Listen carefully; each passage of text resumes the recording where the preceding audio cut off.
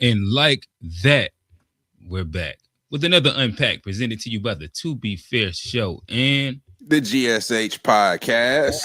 It doesn't matter how you feel. We took a week off, but we back. We bike. All right, so the streets have been buzzing. There has been a new interview that has hit the streets by the right's favorite right now. They said that there's a new right, and he is the leader. He went on Piers Morgan, and this might have been his first really mainstream, unsanitized version of what his specific rhetoric is. We talking about Nick Fuentes. He went on on Piers Morgan, uncensored, and he presented a lot of his talking points that he puts behind a paywall. And as a part of him doing that, he's put it out for public consumption, public ridicule, or public interrogation, I guess you might say. So with that said, I think that we'll dive some into that, and we'll ask some of the questions. Is the right and conservatives becoming the new gateway for white supremacy? What should we all do to combat what is now becoming the new right, the new conservatives? But before we get into that, y'all see the guys. We are back again. I got A Black. He's over in Africa, honeymooning it. But we do have the three horsemen still here. G, talk to us, brother. What's good, everybody? It's G, host of the GSH Podcast, where we focus on family, friends, finances, freedom, and our future, and forget about everything else. Check it out wherever you get your pods. Just search GSHPOD. Hi. All right. We have Johnny P, 1/3 of the To Be Fair Show, the host of the To Be Fair Show. What's going on, brother? What up? What up? What up? Hi. Happy to be back. Yeah, we missed a week, but we cooking like grease again. So I think this gonna be a good one. We get to talk about your boy. I see that we got some people in the chat. Do y'all? I guess I'll toss this to y'all. Do y'all want to hit a couple icebreakers? Do y'all want to start off quick on the topic? Man, I say we get to the topic. We get to the topic. I mean, something else did. I don't know. We don't want to talk about Diddy first. We can. We got a couple memes lined up. So what we'll do is, what we have is a bunch, and it looked like the chat is speaking to us right now. The chat is speaking to us. All right, chat. We hear y'all. Loud and clear. So what we'll do is we'll start off a little random, right? So we do have a lot of the memes that have been sent in. They've been sent in that have been circulating from the Piers Morgan interview that he's did. And I guess we can start breaking down just some of these isolated memes, and we'll talk through some of them with whether we agree, disagree. Again, he went on Piers Morgan. It might have been like a 2-hour interview, and they really got into the depths of like his POV. They talked about his dad. They talked about his race politics, if he is a racist. His belief in or non-belief in, the Holocaust and the numbers, or if he's like we'll get to it. My bad. Let's just push play. I'll push play on this one right here, and yeah, we'll kind of start the conversation.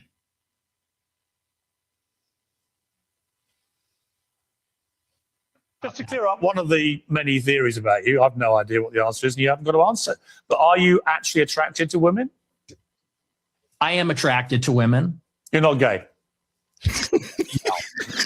But I will say that women are very difficult to be around. Okay. So that's not. There's that. And do you think they should have the right to vote?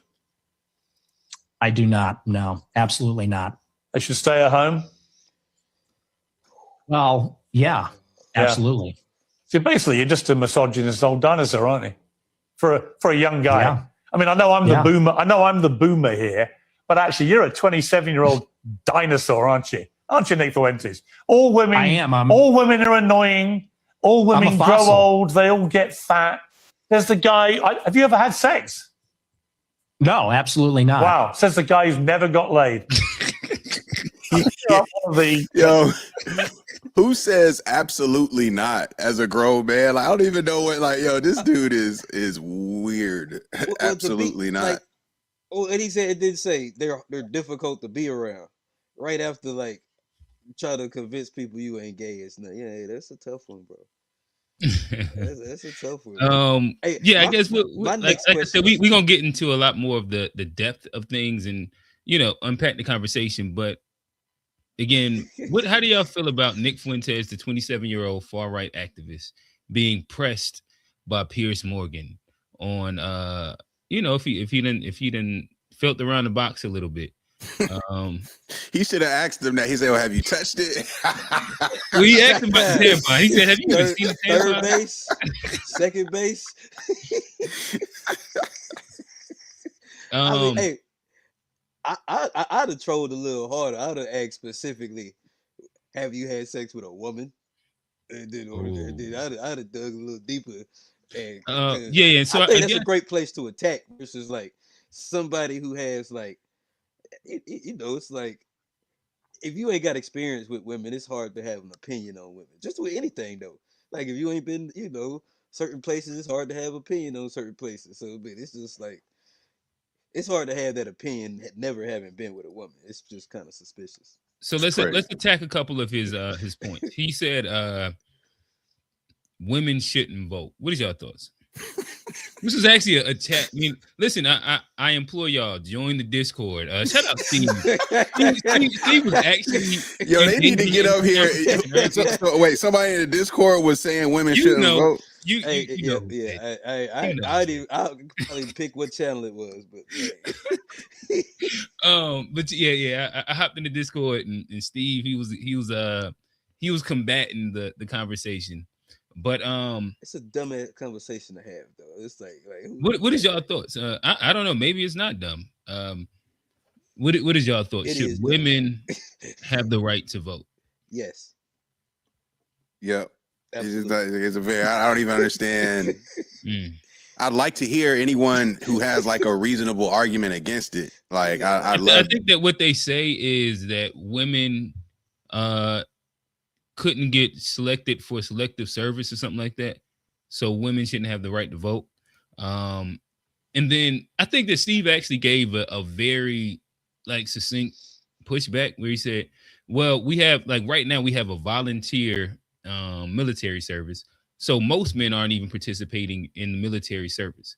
And also by that same metric, if we're going off of people serving in the military, that would mean that there is a decent amount of women that have more of a right to vote than most men. Mm-hmm. This is the dumb. Yeah, it's a very silly logic to base your who can vote off of who qualifies for selective service. It's like saying so the fact that it's like what else? Like why does that reign supreme over everything else? Like why does that disqualify their rights to any other thing? Like I mean, they work. It just doesn't make sense. Like they pay taxes, it's like they have a whole bunch of issues that men never have that they should probably have their voice heard on. That like, I mean, men vote on women's matters. Like why are men voting on shit that have to do with like women's health like that? Yeah, you know what I'm saying? It's like you can make that argument. You know what I mean? But that's crazy. Like if you pay taxes, you should be able to vote for that government thing, whatever they doing. Like if your tax money goes to the funding of those elected official or those elected positions, if your tax money funds that position, you should have a right to vote for that position. That's my opinion. Let me ask you the stickler then. So does that mean also that you believe that tax-paying immigrants should have the right to vote? Now you got to be a legal citizen. Okay, all right. So you got to be a legal citizen. Okay. If I'm not legal, I ain't paying taxes, so I don't even know how that works. You know what I'm saying? Like if I'm here under the how does that even work? Like if I'm not legal, well, no, I guess like there is the argument that is put forth that some people would say that deporting illegals hurts the economy in multiple ways. One of those being that these are tax-paying citizens as well that are introducing, money into the economy. Whether even if you say that they got paid under the table at the construction job or whatever they do, right? I think the idea would be that whether it's that wherever they staying at, whatever the groceries or whatever, if they're not on the Somali EBT, that they're putting something forth into the economy. I think that would be the argument if we're trying to like have a fair argument. Yeah, no, that's like, okay, they buy goods and services, so they pay like sales taxes and those types of taxes, but they're not filling out. If you working under the table, part of the whole benefit of doing that is that you're not gonna do your W. You're not gonna be doing your taxes to a T at the end of the year. Like you don't have to claim it necessarily, depending on how big of a scale operation you going. So gotcha. Well, I guess I'll also levy, and then Levon, we'll address both of your statements. This was the fair critique that was presented in the Discord as a rebuttal. Who did you grow up with? Did you grow up inside a single parent home? Because you sound emotional and I forget illogical. I think it is. That was a rebuttal. I don't know. To that point. Yeah, like women voting. If you think that they should vote. So if you think women should vote, you grew up in a single parent home. Like, what kind of logic is this? This is like it's just what I heard.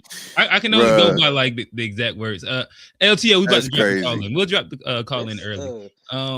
If I'm misquoting it, Steve, talk to me. I feel like that was like what I got as the pushback. That they couldn't get selected to selective services, and then if you disagree, you're emotional. But you disagree. That was what he said. Niggas don't be trying to get no box out here, boy. Having these. Oh man, that's crazy. Like you, all right, holes, boy. Hey fellas, I'm dropping the link early, but and ladies, I'm dropping the link early, but we are going to try and stay succinct into the conversation. But really quickly, Levon, he said millions of illegals in the last 2 elections have voted. What is your thoughts on that? It's a problem. Okay, and do you think that millions of illegals did vote? I mean, I don't know if it did. It's a problem. It's the thing is like you hear all this stuff, but the proof, I have to admit, like I'm not looking at voting records and stuff like that. But if in fact millions of folks are illegally voting, that's a problem with the system. That's already a fucked up system in the first place. So it's a problem. It should be addressed. Now, I do think the rhetoric from the right, like making this like a democratic, like are trying to take over with illegals, I think that's silly. I don't necessarily agree that like Democrats are intentionally letting illegals vote to get more votes. I just don't think that's necessarily the case. But if it's happening, I think it's a problem. Gotcha. Yeah. I guess I'll bring up Steve real quick just to let him get his POV on this women's voting thing, and maybe he can frame the conversation he had a little bit better. Let me answer that one though. Let me answer this one first. Go ahead.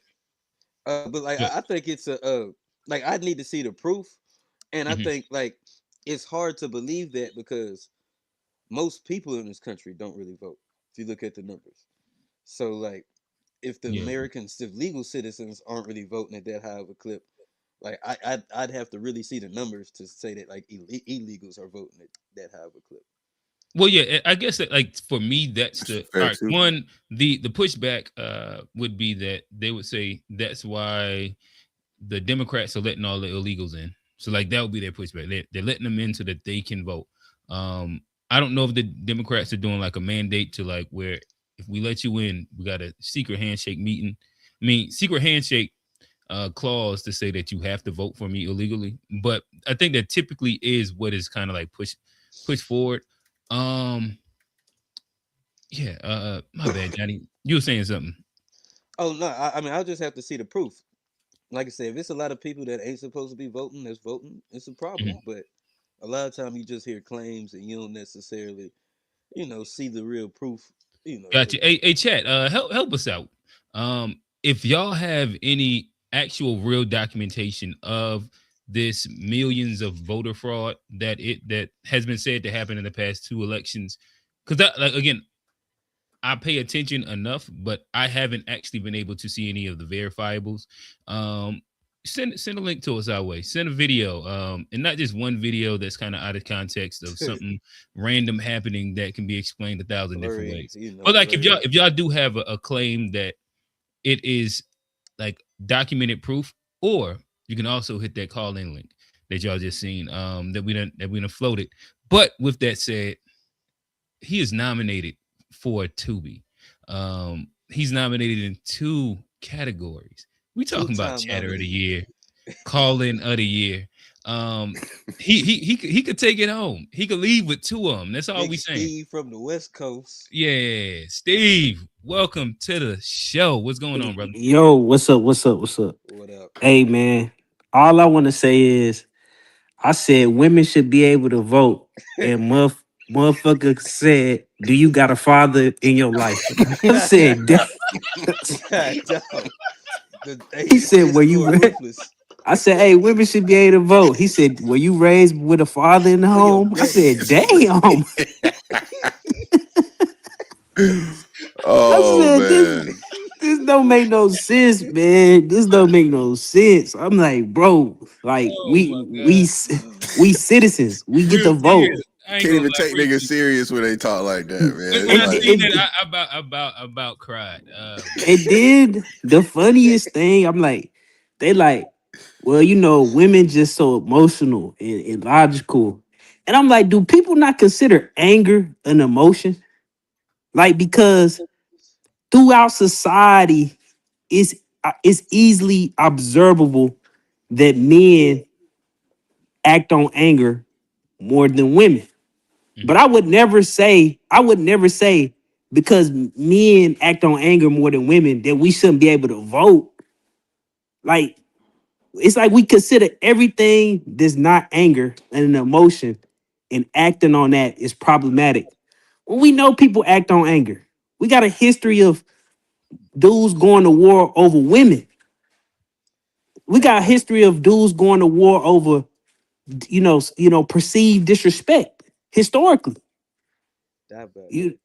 So it's just like I don't know if people just don't read, they don't understand, they don't think anger is an emotion, but like men have went to war over very insignificant stuff since you the know what else beginning. is an emotion?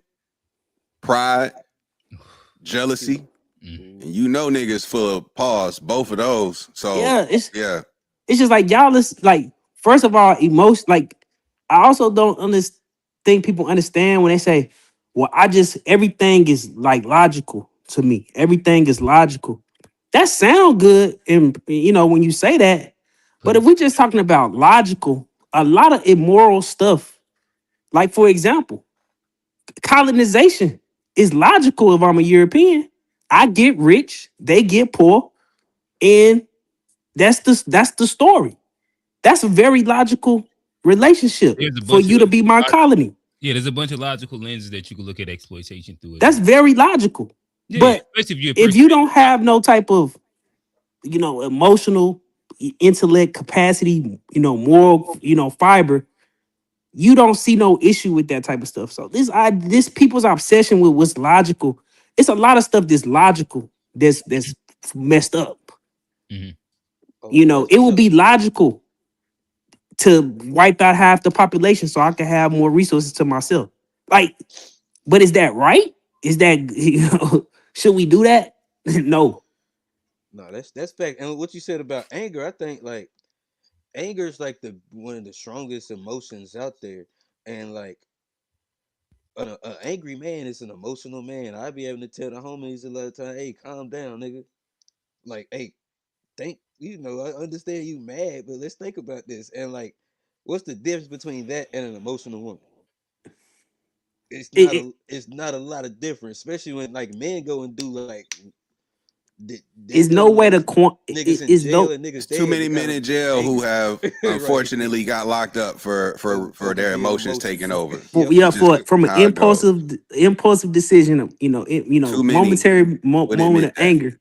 Yep. Being And I, emotional. You gotta tell niggas that's emotion. Like most of them niggas in jail, that was an emotional outburst.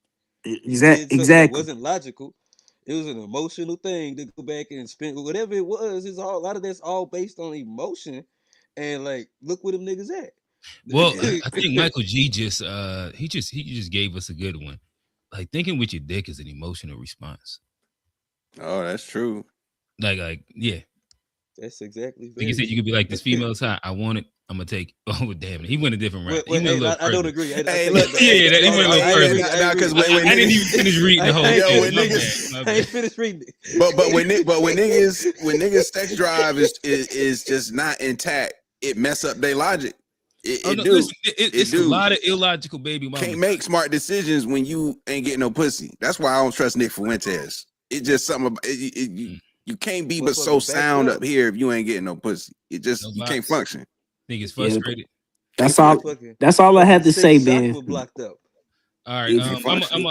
gonna move on to this will start our conversation about him and some of his race takes. Um, this isn't the Piers Morgan interview, but this was sent in, so I'm gonna push play on it. I'm a believer in race. I think that race is real. I'm a Catholic, so I think that we're all created equal by God. Your political sort of idea of what you want America to really look like, you want it to be more Catholic? Yeah, I want it to be more Christian. I think it needs to be more white. I do think it needs to be more European. We've always had Black people in this country, Hispanics, Asians, going back hundreds of years, but we've had like 50 million immigrants come in 30 years. And I'm sitting here looking at a city like LA. When is enough enough? Where is it for you or for me or for anyone to say this is enough? Because this country also was founded on that basis of immigrant. When the country was founded, it was almost all English people. It was almost all Northern Europeans, and almost all Protestants too. When you start to feel like what America is, it starts to become uncertain.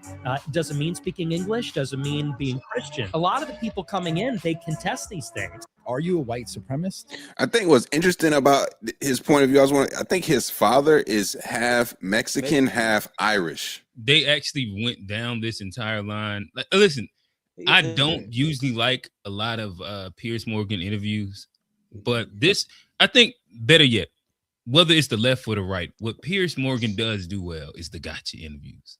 He's gonna pull your clips. He's gonna like bait you into like talking down a line, and then he's gonna kind of attack you on that specific point. And he did that with him and his ethnicity, where he brought up the whole immigration thing, and Nick Fuentes spoke to how, like, I think on his mother's side, they immigrated in the late 16, I think it was like 1860s or something like that. And on his father's side, they immigrated from Mexico inside like the early 1900s, if I'm not mistaken. And he brought up the idea that in general, if you are against immigration, then your family wouldn't really have had like the chance to even have been here. You wouldn't be possible in America.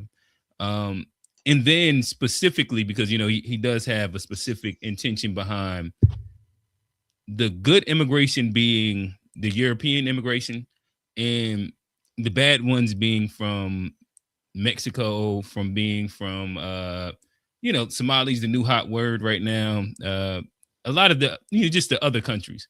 And then Piers Morgan just pointed back to, well, your dad is half Mexican. I thought it was interesting. Fellas. I got something. I think like to me, this is like why I don't understand people like the Nick Fuentes, because like if white people losing like their demographic in this country is such a big thing, and like the great replacement theory and stuff. Why isn't a person like this? Why aren't people like that? These white conservatives having more babies? They probably should be having like more sex, and we could creating more babies too, like outproduce, because that's part of He the should have issue here. 5 wives. That's part of the issue is that like if their Uh, birth rate is going down, that is a you great have to point. bring people in to replace them to do these jobs and stuff. Like, so you could get busy, Nick, or we're gonna have to go and get some of these people. But like, you can't be like this guy. I don't like So, women. I Johnny, don't what like you're this. saying is that him being a Um, 27-year-old virgin is against, like, it's feeding it's a into the great disservice to his replacement. race. It's feeding into the great replacement theory, is what you're saying. Yeah, you got better go get Hmm. some box, Nick. If you trying like, like That's a real good talk, point. like Good that's the point. problem he's talking about. Like the birth rate is going down, so like the population got to be that workforce has to be replaced if you think about it. So like, and there's Because a he lot of Nick also could Fuentes just out get there. married and have a bunch of kids, but he's choosing to be single. He could go the Elon And route and just Yeah, do his thing. and that's why hmm, that's more respectable, honestly. But like, hmm, you sitting up there complaining about this shit. I don't rock with it. hmm. Yeah. Steve, you still on the stage? Talk to us, brother. Yeah, I do find it weird that like particularly European, Americans complain about like immigration, but it's like the issue we have with immigration is literally a byproduct of their interference around the world. Like you destabilize all these countries, create refugee crisis, and then you surprise when people try to come to the only stable thing in the world because you did destabilize everything else. And now everybody kind of complaining, but the this byproduct that that people perceive as a problem is a byproduct of US imperialism. And it's like nobody ever talk about it from that like framing. It's like Hold up. people Hold up. The immigration crisis is a product of U.S. imperialism. A lot of yes, it goes it's to black Yeah, I yeah. colonizers. gotta understand this. I gotta The British understand had a specific this. lot to spe- do Well, with I it think too. it's particularly central and South America. Like how many like what do you think is going to What did happen? the U.S. own What in do you South America? Just so I'm on the same page. Because if install it's dictators? Gold, They install gold and dictators all oh, throughout. okay. So you talking through like okay through that method. Okay, I hear what you're Like saying. Okay. what do you think people are gonna do if you put narco drug traffickers in charge of their countries because they're willing to do business with the United States of America, and you more worried about communist or socialist influence, and you're not worried about a dude. Trump just released a dude who sold drugs up out of prison last week, former president of Honduras or whatever. So like a lot of this stuff is a byproduct of like US interference. And it's like nobody ever like be like, well, maybe we should stop doing that stuff and let these people have self-determination and figure out whatever they're gonna figure out. And we can't be like, oh, we gonna overthrow them because they're gonna become socialists or they're gonna become communists. They can become whatever they want to become if they ain't gonna come over here. But oh yeah. you know, And Steven, honestly though, like I think like the immigration issue and stuff, especially like we're gonna speak about like what's happening right now in Venezuela. Like I don't know, and like I say, I think there are Venezuelan folks here, but like they probably made the immigration more of an issue to have reason to go to Venezuela to do this thing, which is like a false flag. Cause what they really doing is trying to get that oil, because Venezuela finna take all that oil they've from already said that. They've already, Guyana. yeah, they So said they basically said that out on so TV. so so I so saying mean, this, even the issues here, they're overblowing it to give them a reason to go chase oil money over there. You see what I'm saying? Like and they blow it up. and To, Hey, fellas, really quickly, let me give y'all a quick pause and we're gonna hop right in. Hey, digital N7C, we'd love for you to call in. G, I think he's on your side of it. Drop the call in link one time. You feel like you're losing IQ points. We'd love for you to just converse with us and kind of break down where we're illogically. call in. Yeah, Yeah, call join in. the chat. It's always interesting that we'll get the keyboard warriors, but will you call in and actually have a conversation It's and because see if what you're saying stands up talk to to us. scrutiny? if you can't follow the conversation, it's probably because you haven't read, you haven't studied, and I mean you don't. Instead of being like, "Hey, I never heard this before," Let me go do the research. It's all of a sudden, oh, you lose an IQ point. Like you got to be really living under some type of rock to not know that the United States of America has destabilized every country in the Central and South America from 1940 forward. You have to really be living under a rock. All right, fellas. With that said, we're gonna pivot again. We going random here. But this is Nick Fuentes. In his conversation around the idea of, I don't know, I think he kind of talks about black people right here. We'll see. Let's talk about why white people are justified in being racist. It's not the right one on the. Oh no, my bad. First, white people are every single bit justified in being racist. Every single bit justified, to the extent that that means going out of your way to avoid black people when you see them. You stand by Absolutely. Absolutely. Absolutely. Yo, he's worked on his like. So I'm a piece of shit white man voice. He got it down. Absolutely. Absolutely. This is what you talk. All right. And that clip is true. Including that blacks need to be imprisoned for the most part. Yeah. What percentage of American blacks would you like to see in prison? Whatever the percentages of the murderers. I think it's 1 in 20 black men will commit a murder in their lifetime. So maybe they're valid answers. 5%. You were talking about black murderers. Right. No, you're right. That's a good addition to that. That's a great point. Yeah, I do. I think it's hilarious. I think it's totally true. Do you think a black American would find it funny? You think that blacks should be imprisoned for the most part? Black people are the most victimized by other black people. You think black people want to live in the hood and the ghetto and get shot all the time? That's what happens in the south side of Chicago. Black people agree with me because they're tired of it too. Nick knows that that's going to be taken. Yeah. And then it's going to give him an opportunity to clarify. He knows that, and he's hoping for that opportunity. That's why he does. That's what a lot of people do, right? You have the bumper sticker and then you have the full show. He wouldn't take that back. And by the way, he doesn't need to take that back. That's not one of those comments he needs to take back when you take it in context. There are some where we see actual difference. The problem is Piers is a liberal at heart. He is a leftist at heart. And so he's playing identity politics with a guy who has already rejected it. And so is his fan base.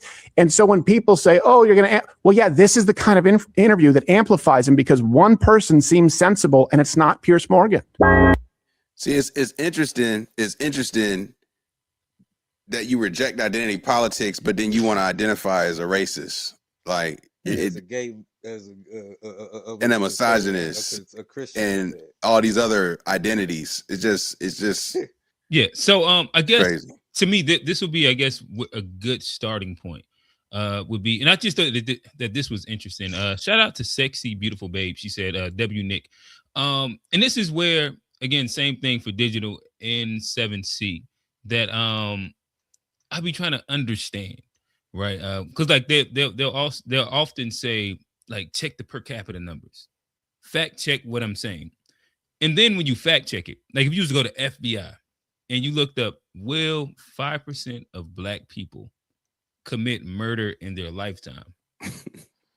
It doesn't track at all, and so you look it up, and I think 0.005% will commit murder in their lifetime.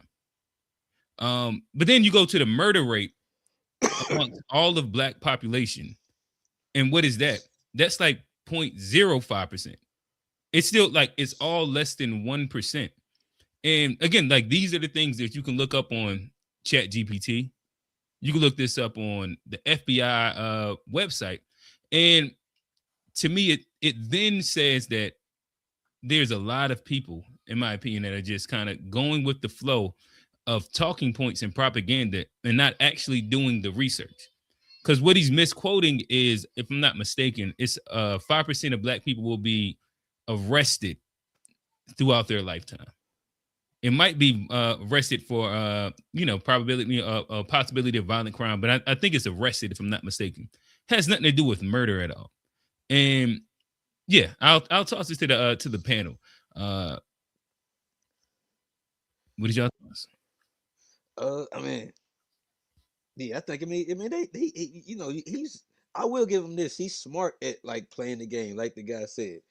He'll say some wild stuff, for it to be taken out of context, and he's wanting people that like don't know the stats, don't know how to play the game, and he is good at it like that. So I think you gotta be careful with a man like that. But I think the way to get him is to get under his skin is like you gotta go to the identity politics. He got like there's like a thing where it's a little button issue, and I think that's how you got to like discredit or take away his credibility from like a leader like that. Gotcha. G, talk to us. Yeah, I think he has clearly studied shock jock type of personalities over the years in terms of like the even like, you know, whether it be the Ben Shapiro's, the Candace Owens, the Charlie Kirks, like he clearly has done his homework. And like I said, just his voice and his tone, like he's worked on sounding like that. You know what I'm saying? Like it has a very distinct sound, and this is like, you know, we had a conversation about like activists being really quote unquote activists versus just capitalists making their money. And even though, you know, he's like the Joe Budden of conservatives because he's fully independent, no advertisers, from what I understand. He might have some secret investors backing him, flowing him money, but I feel like he's playing a very calculated game in which he struck gold and capturing this younger audience with this rhetoric, because just the younger generation, they aren't having as much sex. Like that is a thing. Why that is and so forth, but it's not the same. You know, they don't have the same interests as even like our generation did growing up, the young boys. And he's just been able to take what he's captured and roll it into, you know, a huge audience that he can live off of without even having to worry about these platforms. So I feel like he's really well media trained, and he's intentionally hyperbolic with what he says to just stir up the algorithms, because he's very calculated and he knows what he's doing. And then he claims like someone like Kanye is his best friend, right? So when you start looking at the layers of like, oh, I'm not a white supremacist, but I do believe in race and race. It's too many blatant contradictions, and then other things to tell me that you're probably just doing this more for what I would consider entertainment than it. Like, do you actually even believe what you say? Because he sounds like a clown. I have to say, like, see that to me, that's the part that's tricky. I do think that I don't think that he's doing it for entertainment. I guess that'll be the piece that I would say. I don't know how much, like, because if you just do a Google search, you can see that the stats are wrong. But I would also say that with him, it does seem that like the traction that he has got is not by accident. And I also think that he's tapping into a felt, and maybe I'll try and find, because you sent in a meme that kind of spoke to the idea that he is speaking to a group of people that feel discriminated against and feel unheard. And that is like, you know, that's fair. That's the fair part of the whole thing. And similar to what Trump did, basically. Yeah, like, Trump did the same thing. And so saying all that to say, yeah, I don't know, like that.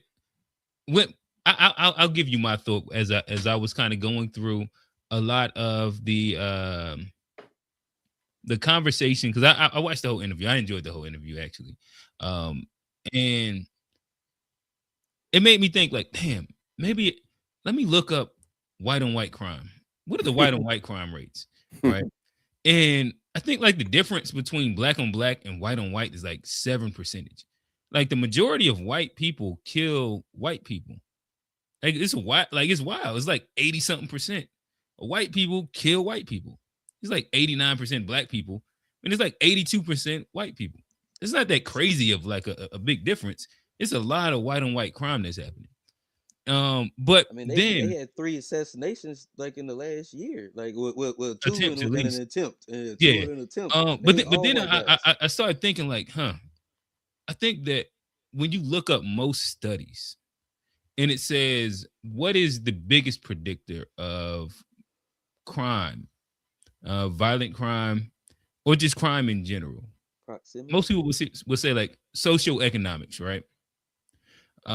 So I was like, let me look up the stats and see how do the Powites, the brother Powites, how do they do in comparison to the poor blacks, right? And it's interesting. When you go under the poverty line, poor whites commit way more crime. Well, it's not way more, but they commit more crime than blacks. When you go at the poverty line, they're pretty much equal. The difference comes in once you get like a little bit higher or whatever. And again, we can get into like the different reasons why somebody that's black and middle class or somebody that's black and upper class might have a higher crime rate. But I think that is interesting that with all that said, in those poor whites in the poverty level line, whites, they commit crimes at the same exact level. When you start thinking about when we speak about the South Side of Chicago, when we speak about going to the ghettos and how it's wild there, Hey, Gastonia, it seems interesting that we don't mention right. It seems interesting that we don't mention the trailer parks and the opiate epidemic that's happening, the amount of overdoses that are happening, the drug problem. Shit, I ain't fucking around in Monroe. You said what? Monroe, Gastonia, like it's rough out in them parts. Salisbury. Oh, that's another one. Yeah. Oh. All right. So with that said, that was me monologuing. Old Man has joined the show, but we do have a call in that we have invited to speak. She said that she had a POV. LTO, welcome to the show. You are also my bad. Let me drop 2 nominations. I don't know if y'all nominated, but y'all nominated. Johnny, what's the tag? What's the tag? The awards nobody asked for, but everyone deserved. There you go. Old Man, you are nominated. Old Man, you're nominated for call-in of the year. Yeah. Old Man don't necessarily hop in the chat as much. I don't recognize his name, but Old Man, he call in about every episode, and he give us the conversation that we need. LTO is a chat room warrior, and she is nominated for Chatter of the Year. It's gonna be competitive. Again, in Chatter of the Year, we got some guys in there. Or saying that non-sexually. We got LTO. We got TBI. We got the Fat Boys. We have who else we got? Johnny, talk to me. We got Unc. We got Unc. Trey gotta be in there. We got it's a new one that just recently been coming up. Jaguar or something like that. Yeah, we got it's competitive.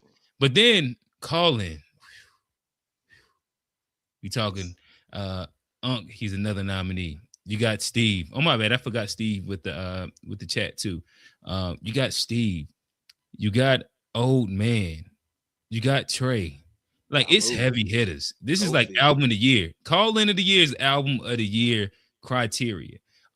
With that said, don't let me filibuster anymore. LTO, welcome to the stage. Talk to us. Hey, can you hear me? Yep. Yes, ma'am. Okay, so I want to preface this by saying I don't agree with Nick Fuentes' ideology or anything like that. Okay. I've worked in restaurants for the past 18 years, and I've worked around a lot of Black people, a lot of white people, a lot of Hispanic people, and I like rap, so I've always had a common ground kind of with everybody that worked in the kitchen. So I don't believe in like white supremacy or anything like that, personally. Here we go. Talk to us. This one to get good right here. Nick Fuentes, you have to understand a little bit about Nick Fuentes' background before like really understanding like what happened in this interview, because he started to do kind of like he started to be like a personality, or tried to be, in like 2016 or 17. He was really young and he was going to college, and he had put out a tweet questioning Israel, something about Israel. Yeah, the Ben Shapiro black. Yeah. So he was banned off of like everything. He wasn't even allowed to use like banking, like Bank of America. He was on a no-fly list, like all this. Yeah, but to be fair, LTO, there's steps that happen from Oh, Ben Shapiro blackball and then him getting banned and no banking. I know.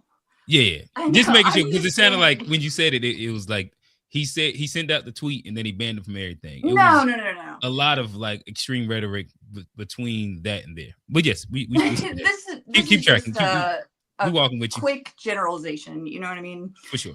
This interview was probably the worst idea. I don't know why anybody encouraged him to do it. It was just for whatever people thought about him, the general public that watched this, their opinion had to have been 20 times worse. I mean, this is a really, really bad look for him. It was kind of a bad look for Piers too, but it's really just.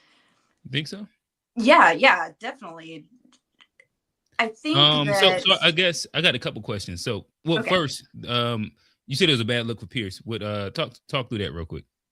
Well, I mean, I guess I don't really watch a lot of Piers stuff, so I don't know if he just, like you said, he's kind of like a gotcha type of.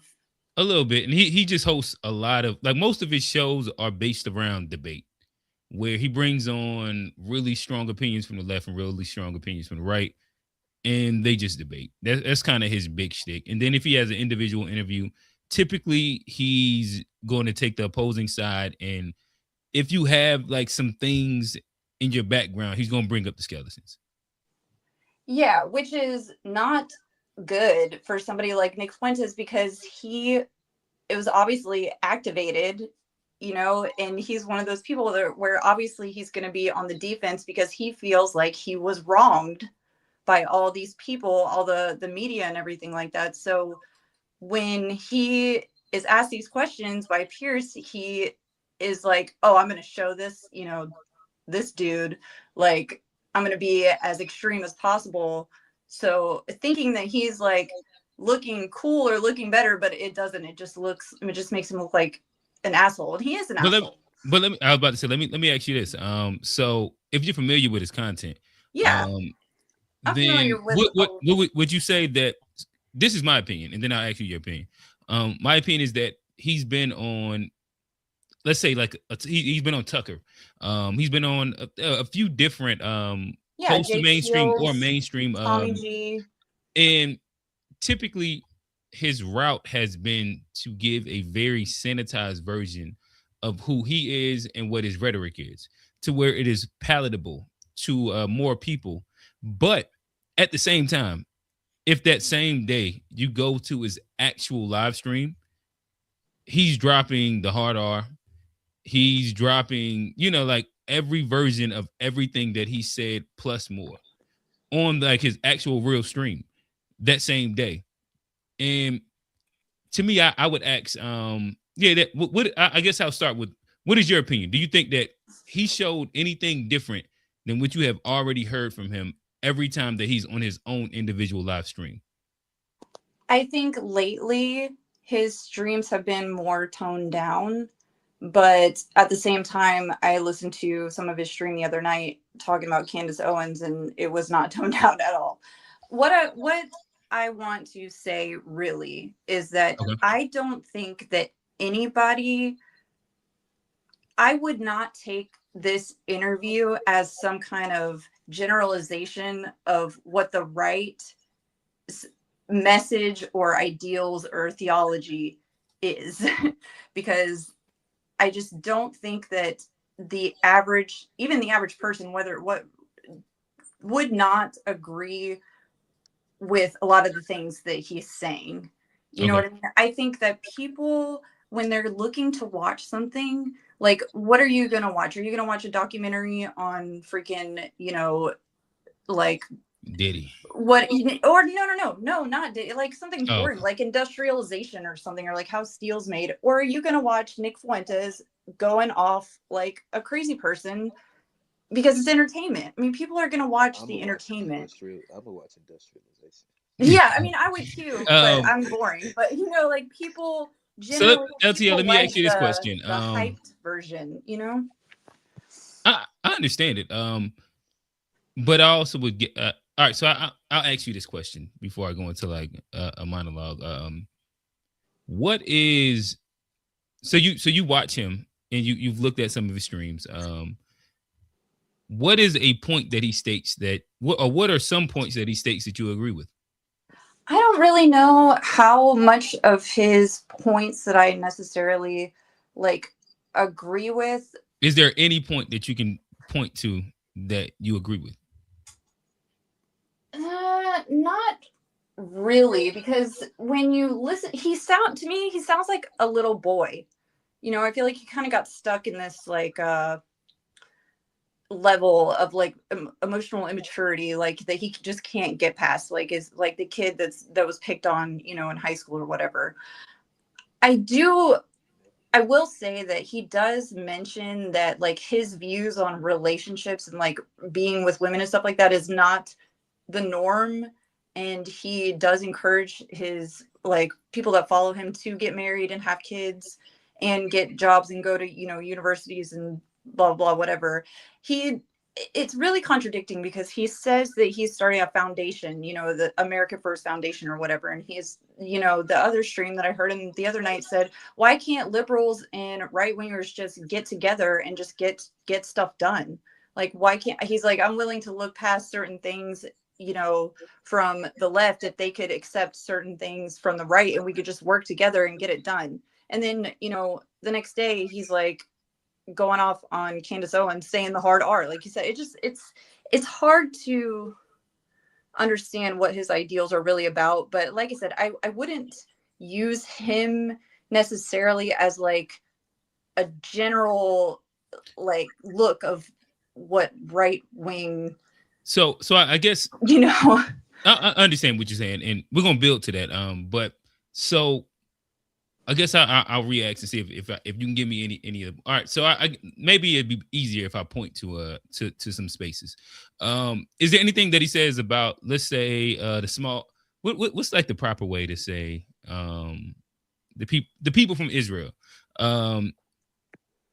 Is there anything the Israeli government? The Israeli government. Israeli government. There we go. That you agree with? That seems to be like a really big piece of contention that he has. I agree with the fact that it shouldn't be illegal, or you shouldn't get arrested for talking about the Holocaust in Europe. You know what I mean? I think that that's kind of, you know, like general freedom of speech part. But what about like the death tolls or anything like that? I mean, no, I think that you're allowed, people are allowed to have their own opinion, but I don't agree. Quote unquote effing cool. Do you think that he's effing cool also? Or no, maybe I mean, no? No, actually, I heard that he had like a little dick and like he couldn't get into art school and shit. Yeah. I mean, he's kind of like a special ed, but I mean, no, I don't. And I think that most people would agree with that. You know, I think that he was just trying to be over the top with that. But to say he's being over the top, it's not something that he's not said repeatedly, though. Correct? Correct. Yeah. No. And that's all right. So let's keep going. So I don't want to make this too long of a. It's okay. Yeah. No, I don't either. But so what about? Is there anything when it comes down to? Again, he's stark against race mixing, which I guess you have to innately be against, right? Because previously, like you said, your guy is Asian, correct? Yeah, and he was an illegal, and I have a half Asian daughter. You know, so how do you? All right, so let's start there, and then we'll go to the black shit. So like he has really strong immigration takes and race mixing takes. Yeah,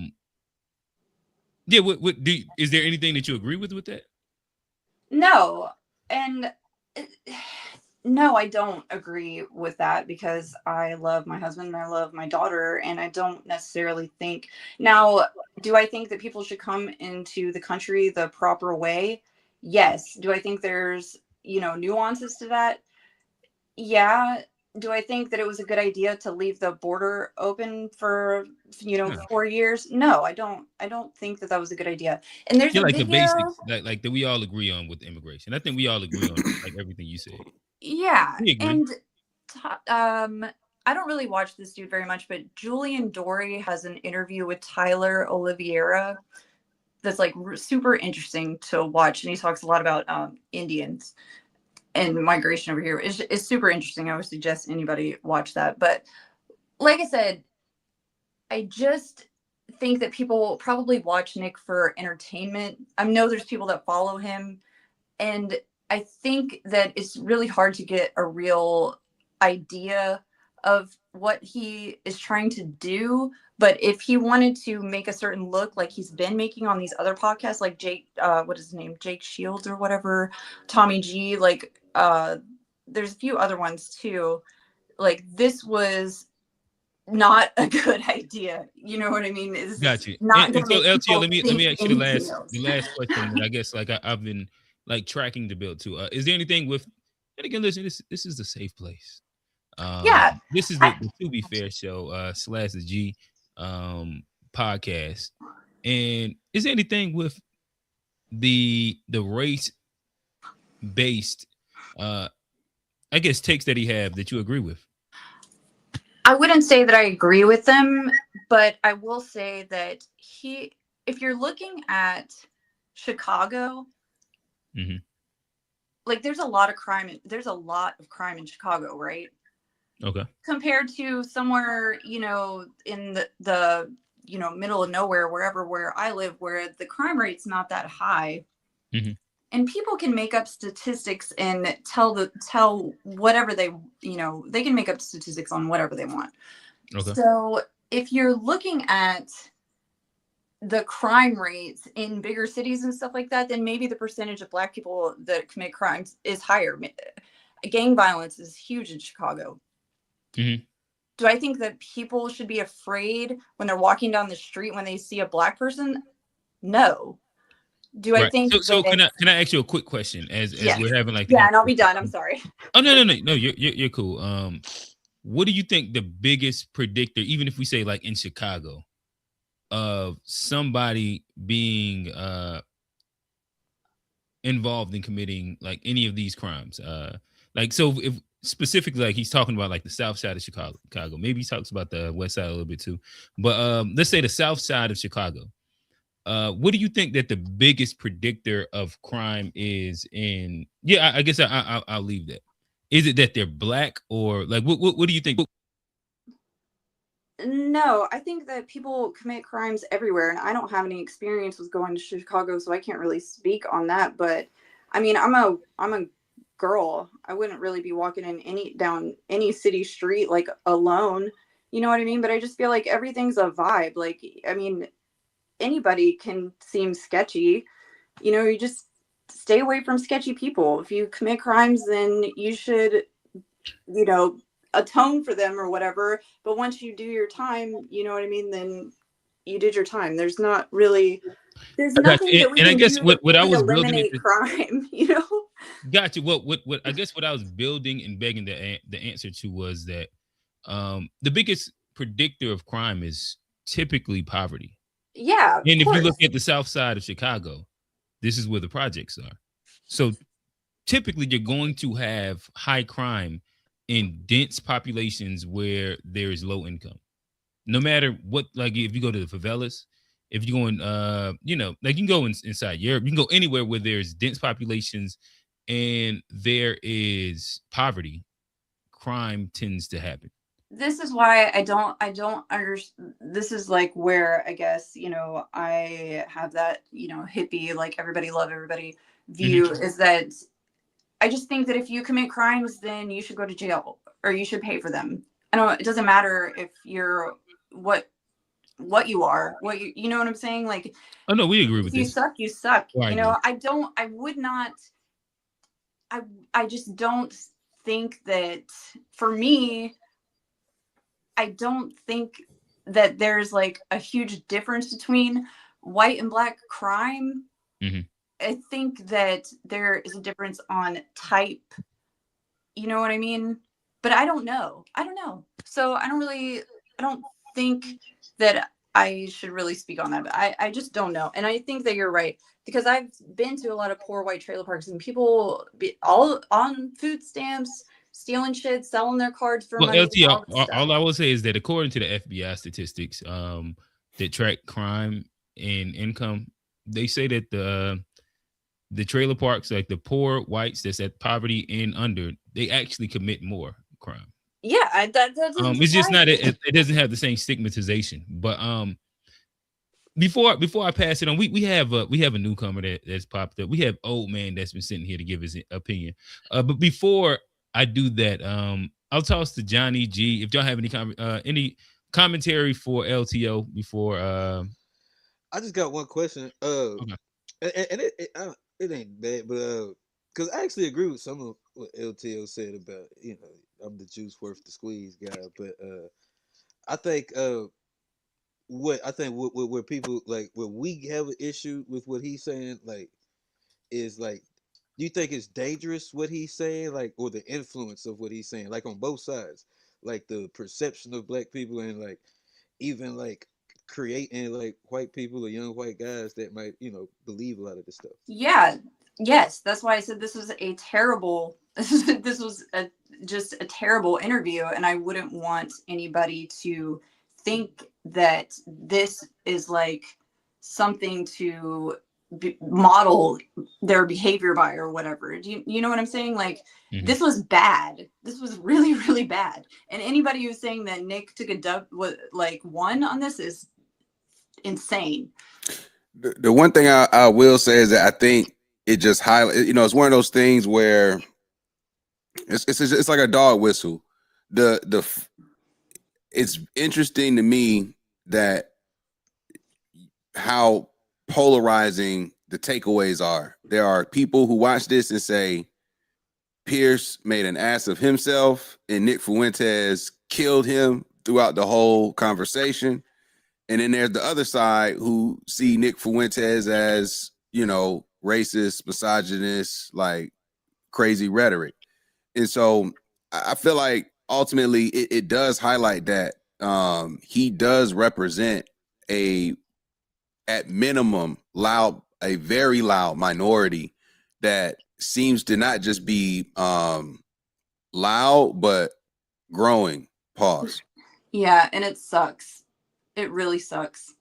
But I agree with you. It's odd to me to see but it's like that with the media, though. A lot of things are like, oh, this person, unleashes on this person or whatever, and then you watch the video and it's like, it's not really that, Yeah, everything has become so tribal. It's similar like with Trump supporters. Like, if you support Trump, it really doesn't matter what he does. You're going to look at it and find the silver lining for Trump. And I think the Nick Fuentes crowd has a similar sort of backing, and it's growing. Gotcha. All right, fellas, and ladies. So I want to toss to Old Man, and then we're gonna go to the newcomer. I don't even want to say how to say what it is. Maybe it's SME Slapper. Go to the newcomer. Go to the newcomer. All right, we'll go to the newcomer first. SME Slapper. Talk to us. What is your thoughts? Oh, hey, my bad. I was just doing some on Chrome. This is my first time watching. I really have no idea what's going on. So, I mean, I just open conversation. Yeah, okay. Well, I was just here because I was trying to see the comments and stuff that you guys were on the screen, but there's not really anything that's on the top of my mind. But I mean, if you guys wanted to spearhead something. So right now, I guess we were most recently speaking about I imagine, or maybe you have seen the Piers Morgan Nick Fuentes interview.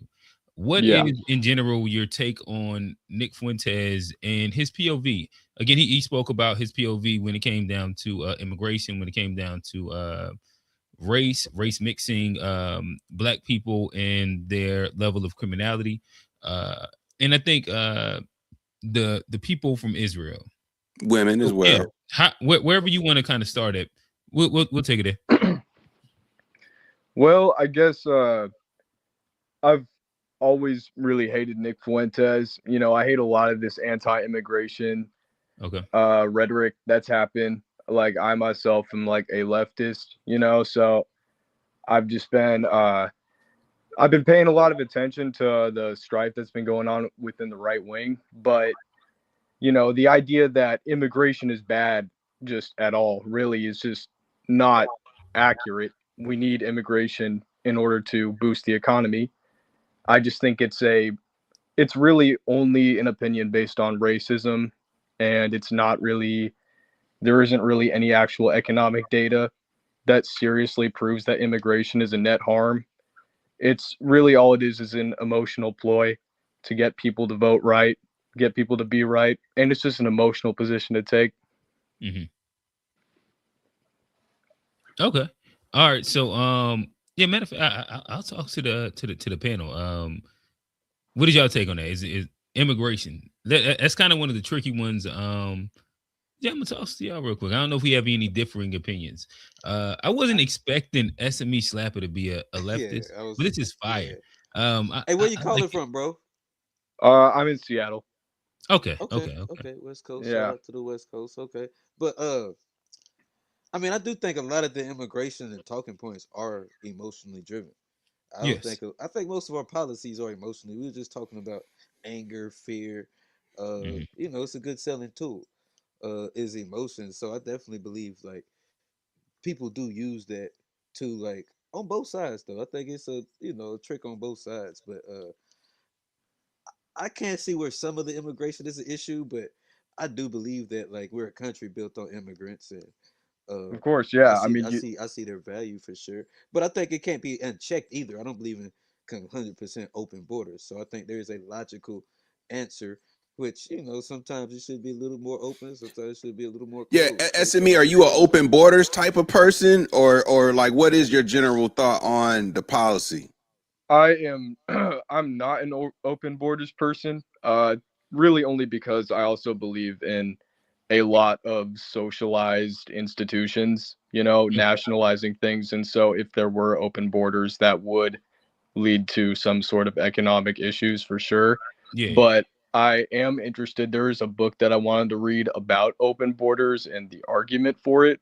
So, can you shout it out just so that people know what you're talking about? Yeah, let's see. It's called The Case for Open Borders. Let's see. Pretty straightforward. Okay, yeah.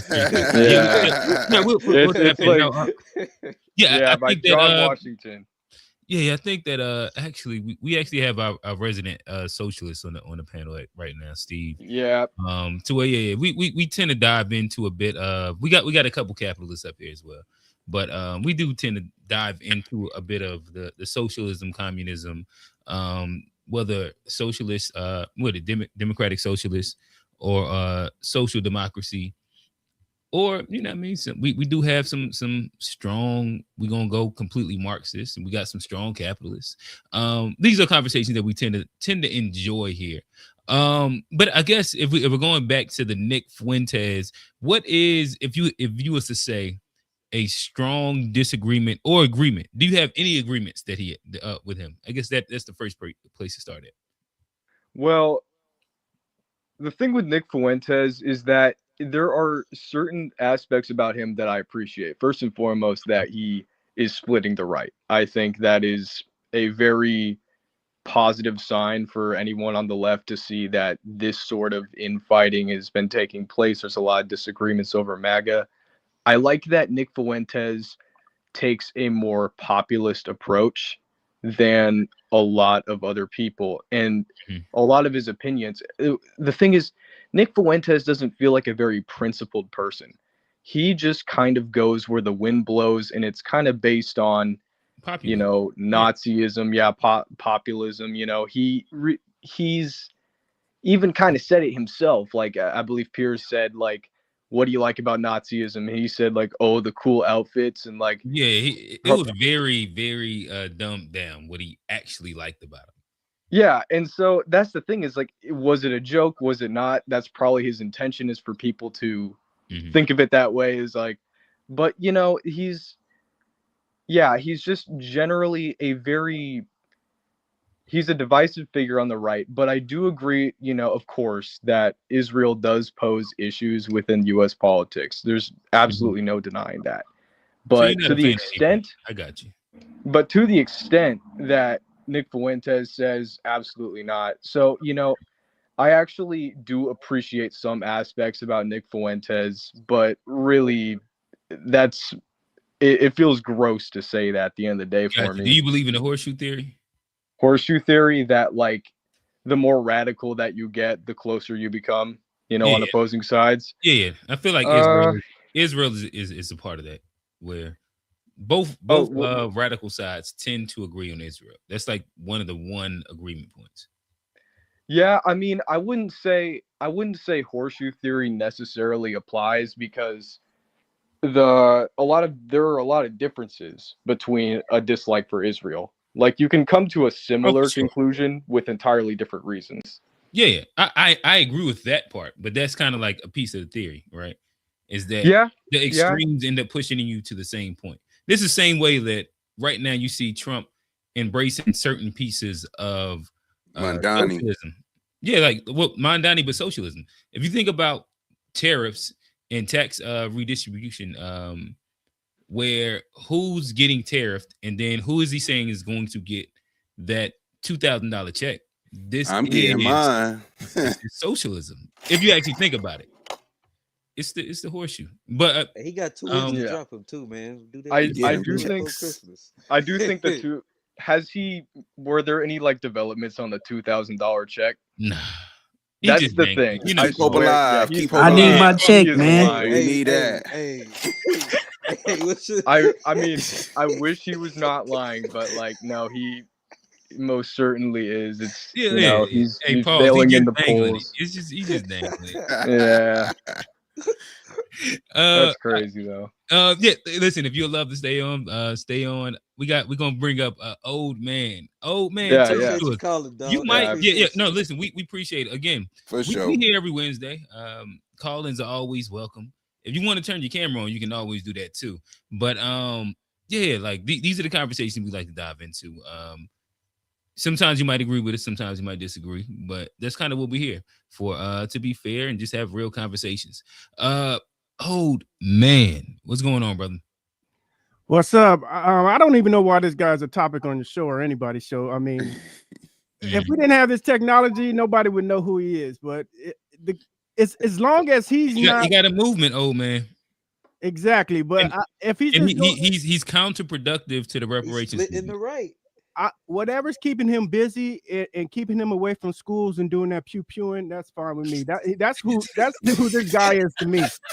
This dude is a nobody. He's a pew-pew guy, and if he's pew guy, he can stay in his basement and talk all he wants on the internet with his crew, but just keep it that way. I'm cool with that. I'm cool with that. So as far as the immigration thing, I think I think everybody pretty much on the same page, here and there, But no, old man, you don't fuck with it at all, I thought. Or am I wrong? No, no. Immigration is we need it, but you can't have open borders. Like what just happened these last 10 to 5 years is unbelievable. It's crazy. You can't do that. Right. Okay, yeah, I forgot you weren't an extremist. No, I'm not an extremist. FBA extremist. No, shoot. I used to like immigrants before last year. FBA really? Before last year, that's hilarious. Nick Fuentes is an immigrant. This is what's crazy. He's an immigrant talking about like he's a son. He really a off-white. He not even a white. He not even like a true Anglo. He not purebred wasp. Yeah, he don't got the blonde blue eye. Like he don't really got, he a mutt. Well, I guess speaking to a mutt. LT, I'm gonna check this out.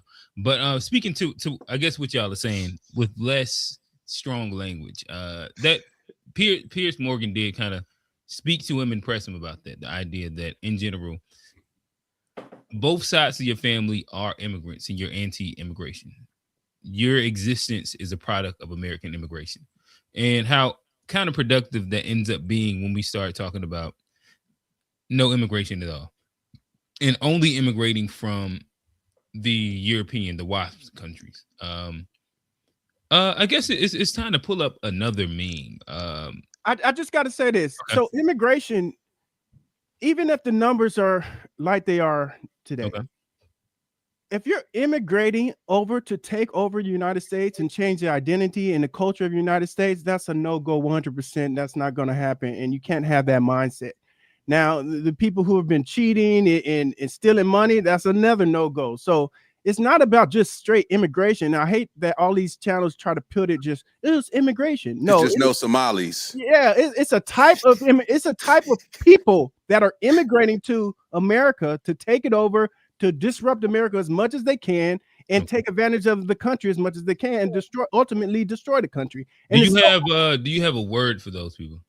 I'll take what's my man's word, the invasive man, but I know what you're talking about. They're an invasive group of people, but I know who you're talking about. Old man. That's post game talk. That's post game talk. I haven't heard the word in so long, man. Calm down. We gotta let one drop. I ain't heard a word in so long, man. Like, man, supports. I haven't heard that T word. Trying to cover my words, saying pew pew and stuff like that. So I'm trying. We corporate. We corporate. We are corporate. Announcements coming soon. All right. So with that said, we'll go to another one. This is one that kind of is opinion based. I'll go to one that's opinion based on the other side in a second. I'll push play. We can just listen, see where he goes with it. The conclusion that there was any outcome determinative fraud that would have changed the results of the election. So with that in mind, let's hear how Piers tries to walk this tightrope. To him, to his face, I agree. The argument he should have said is that the deliberate suppression of things like the Hunter Biden laptop scandal from the media, by social media, by big tech, was actually a deliberate attempt to subvert the result of the election. Now, again, Piers has no evidence of that. This is where Piers always loses the debate, where he tries to throw Trump a bone. Piers has no evidence, none, zilch, zero, that there was any sort of collusion between big tech and anybody to suppress a story that was politically damaging to President Biden to cost Trump the election. Now, it is true that the New York Post story, which was kept as an October surprise by Rudy Giuliani, a bad faith attack in the 11th hour of the election, that it was briefly suppressed by Twitter because it felt it violated Twitter's terms of service. It included non-consensual images of Hunter Biden that are nude, for example, right? And as the Twitter files, the so-called Twitter files, were examined years later, mountains of evidence, emails, and correspondence about the people who enforce the terms of service going back and forth. Like, should we do this? Should we not do this? It feels like this violates TOS, but maybe it doesn't. There was like hefty good faith debate behind the scenes about this issue. So Piers is being incredibly reductive and dishonest here when he suggests that there was some sort of grand conspiracy in the private sector to prevent Trump from winning power. There's no evidence of that. And that's a much better argument because it's undeniable. When the New York Post that had that exclusive were basically shadow banned off all social media. Again, no evidence. No, that's not a good argument. There was no evidence that they did this to try to swing the election for Trump. They thought that it was Russian propaganda and a TOS violation. For the 2 weeks before the election, that was an absolute disgrace. And if I was Donald Trump, I would focus on that as being my main argument that that election was slanted against him.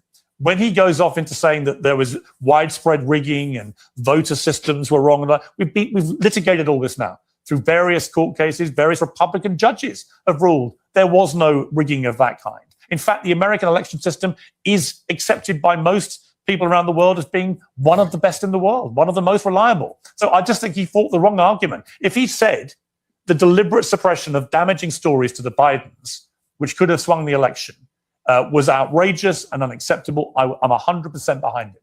But by building this spurious argument that it was all rigged through voting systems and so on, he lost me. So again, all right, yo, what is y'all take on I just it? want to say, this circles us back to the whole conversation around what is it? 2 million immigrants voting, the rigged voting system. What is y'all thoughts, fellas? I just want to say, I think Nick Fuentes has at least like he must have at least like 2 or 3 black escorts that he fucks on a regular basis. I'm thinking Nick. I think he do. Yeah, that's he is the prime example why we should. I think he got maybe like 2 consistent black BBWs that he. I don't know. That he keep in the closet. I think that he sounds like an innocent. There's something here. It ain't no woman. It ain't no woman. Yeah, all funny, bro. It ain't no woman. You might be onto something, but it ain't no woman. Listen, him and Destiny, there's rumors. It ain't no woman. I wouldn't be surprised. Hey, but real quick, when has voting ever been legit and never rigged in America? What do you mean by rigged? They've always Jim Crow South. Yeah, they've always manipulated the votes in one favor or another. Redistricting, everything. Gerrymandering. But I guess it's more of like a systematic thing where yes, I understand like dead people be voting. Like, yeah, I don't know. You're asking when would say it one more time. When has it been a time that, in general, in America, that voting system hasn't been rigged? So you think that every election in the past 20 years has been rigged? In not just past 20 years of throughout. But if we just follow it to last 20 years. Through the 250th anniversary of the United States of America, every voting has been rigged. It's no doubt about it. Okay, so you're not a fan. Rigged meaning it just hasn't been fair. Somehow, some way, somebody's figured out a way to get through the system, manipulate the system in their favor. I mean, what electoral? So you think that George Bush rigged the election also? Having electoral votes oversee the vote of every person is a way of rigging the vote. It is. Right, but that's more systematic than it actually being rigged, I guess is what I'm saying. Like that's what I'm saying. More so he's saying it's not a fair system than he's saying, I think is what he's saying. And that's kind of what I was going to get to. And that's what I was going to ask. So do you think that George Bush had a rigged election? Yes. Yeah, I think every election. Yeah. Like the bubble chads and shit. Y'all remember that? GW? You talking about the Gore, or you talking about when he ran it back in 04? Wait. I thought 04 wasn't Gore. I think 04 was Gore, wasn't it? Gore was that was 2000, and that was rigged. Was 2000, right? The first Gore was 2000. Who was our candidate? I'll tell you this: Ross Perot should have won. Was it 2000? But it was rigged. I thought 2024. He might have lost both of them, but Gore. Nah, the second one was John Kerry, won't it? Maybe. I guess. Damn, we old, bro. God damn it. Yeah, maybe. but you got to think about it. Clinton went back to back, and then Gore ran on the Democratic ticket right after that. And Florida was the big issue. It was a thing. The bubble chads or something like that. Something nonetheless. I'll tell you this: the voting is the least of my worries right now. I think what happened last year was a sample test, and nobody is still really complaining about what went down. How they completely just skipped the voting process and said, "F it, we nominate who we want anyway, so we're gonna nominate this person." Wait, what you talking about specifically? He talking about lost though. But they lost, so they like if you win with that strategy, maybe. But I think that was just a sample, though. No. But even before that, the thing about the Democratic Party, which is interesting, is that they did this to Bernie Sanders too when he was running against Hillary with the Democratic primaries. They have a similar thing where the popular vote doesn't equal where the delegates give their vote. Follow the money. It don't follow the money. What do they call it? Super delegates? Someone to say? Just exactly, yeah. So to that point.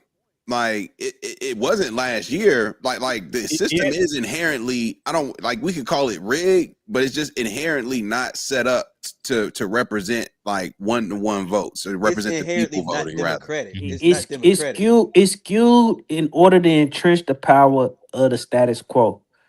And if you look at the primary, particularly the primaries, the Republicans process starting, like if you look at 2016, their process is a much more easier process and for like outsider to win. That's why Trump wins versus the Democrats. One we can say all we want to say about Democrats, but them niggas understand procedure and you know, not rigging per se, but they understand the rules and how to use process in order to get the results that they like want, you know. And you know, they've been able to do that, you know, for a while. But you know, you've come to the point where the results that you getting are not in alignment with the base, and now it's, you know, it's falling apart. You know what I'm saying? So because they even proposing doing ranked choice voting in this upcoming primary. So if they do ranked choice voting in the upcoming primary, you get very different results. You could vote for whoever you want to vote for.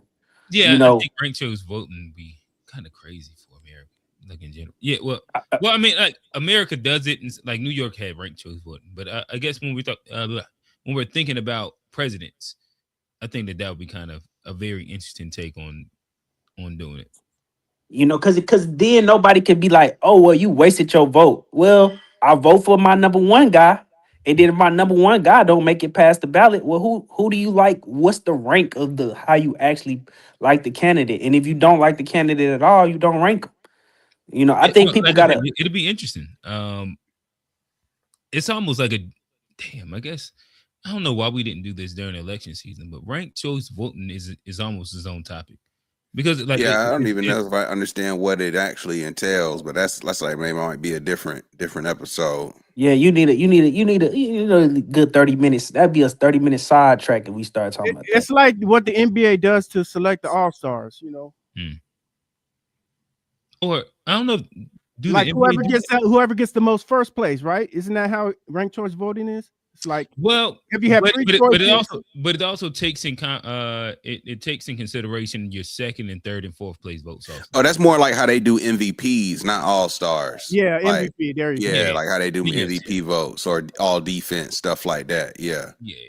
Oh, so you go in and you don't just vote for a candidate, you rank 1, 2, 3, and then they have a system with total points at the end that And it'll show you at the end, it'll be like such and such had 500 first place votes, and he had 200 second place votes, and that adds up to whatever that formula is, and then whoever. But the kind of the I rule, wouldn't agree with that personally. but the kind of the rule is they like the way they run it in New York is nobody can win it without 50% of the vote.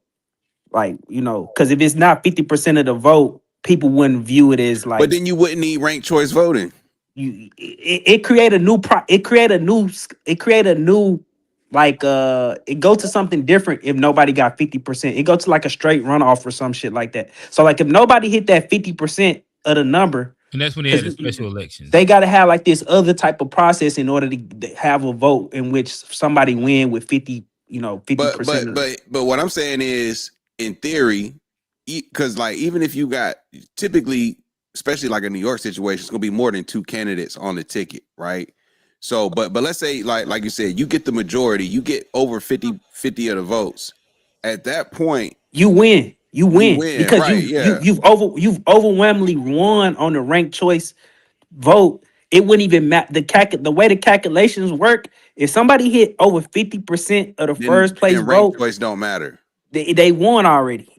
So if somebody got nobody get 50%, then they default. That's when you go to the rank. That's when you go to the rank. Okay. So if you win with 50% of the vote off the first ballot, which Mamdani won on the first ballot. They didn't have to go to the second ballot. They didn't have to go to the third ballot. He won on the first ballot because he had 50% of the vote. Because there's no way those other choices could win if he already got 50% of the first place votes. Gotcha. I guess maybe this is a good time to hop into another meme. I'm trying to find where is it at that I'm looking for. My bad, fellas. Again, this is a great time to make sure that you like, subscribe. Make sure that you tap into. We are streaming now on 2 channels. It is the G Axis Media page. It is the To Be Fair Show page. So again, if you're looking up and you see whatever the live chatters is, it's multiple spaces. This is a community. This is a group. Shout out to Unc. Unc was in here earlier. He's dropped off. I'm sure he'll come back in a little bit. He said it's a tribe. This is the Unpacked tribe, and Yeah, like I said, we're streaming on both places right now. I'm gonna share another meme.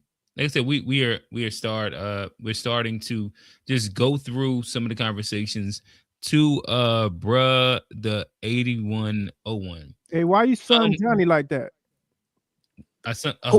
My bad. I got you, Johnny. Why is people asking, are we conservative?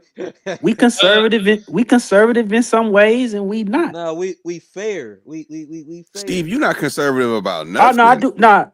I don't think y'all ever heard my I do have a conservative ideology. Like gambling would be banned, OnlyFans would be banned, porn would be banned. I talk about this in the chat all the time. That stuff would be banned in my world. It's a couple things you just you have. So women can't sell that pussy? No, it's degeneracy.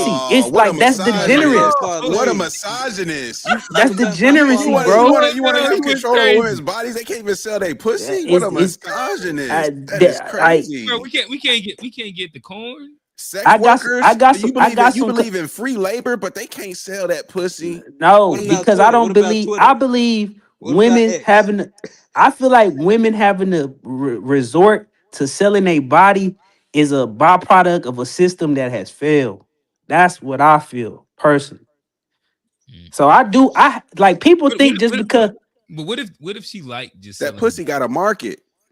Nah, man. Fuck the market. What if she just like doing that's like one of like the like she just got free time and she want to sell a box. Nah, man. I don't believe in that. Like she can't just want to sell a box. She can't be liberal enough to just want to like. I got some. What if she just what if give it away for free? Like, but this is my thing. People want to be hoes with no bread. Like, man. But look, I think in the better world you wouldn't have to do that, bro. They just give you it can't up. Want it like in go a better home. world. Why in a better world she can't? Because in a better world they because give it up I think government paid housing.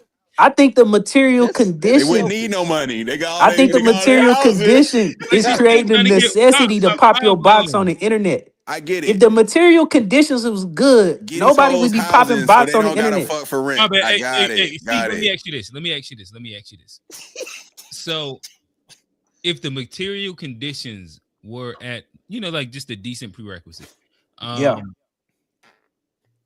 would females still be freaks? Yeah. They would. They would just be. They would just be freaks. They would just be freaks with their husbands that they are married to. So if the material conditions allow it, they would only want one man. I think if we improve the material conditions, we reduce alienation, and we create the conditions in which women and men can get in fulfilling relationships, they would have freaky sex. Like that's just because. So Steve, can the women show more than their eyes when they leave the house? Yes, they can. I just don't think we should be creating a world in which people selling coochie on the internet. Like, I understand. I guess I'm still. I think that we stumbled. I believe in free enterprise. But, see, that's your problem. See, the capitalism, y'all niggas ain't got no morals, man. Y'all niggas ain't got no morals. But Steve, I don't dictate others' morals. That's all I'm saying. It's your body, it's your choice. That's what I believe. So, Steve, in general, you think that females only want to get popped by more than one guy because of the material conditions of the world? No, listen. Let me backtrack because I've made this point. I made this point many times. I think the market has a way of influencing. Niggas want to pay the people. And also, hey Steve, don't ignore my dog, Brody 8101. He's actually yes, they should, bro. I already said they should be able to vote. They citizens. They should be able to vote. Yeah, I've already said that. But I'm just talking about and this is. And for women, it's OnlyFans. For men, it's gambling. It's just some things I think are a net negative on society. You ain't hit that 6 leg. I'm not for gambling, but if she want to be a freak with a camera in front of her, I ain't stopping. See, look, y'all. That's why the movement. That's why the movement can't get nowhere. Let me gamble if she can be on OnlyFans though. If she want to bust that thing open for free. And you don't have no problem with that. Why can't she not make a few dollars? So it could be for free though, Steve, right?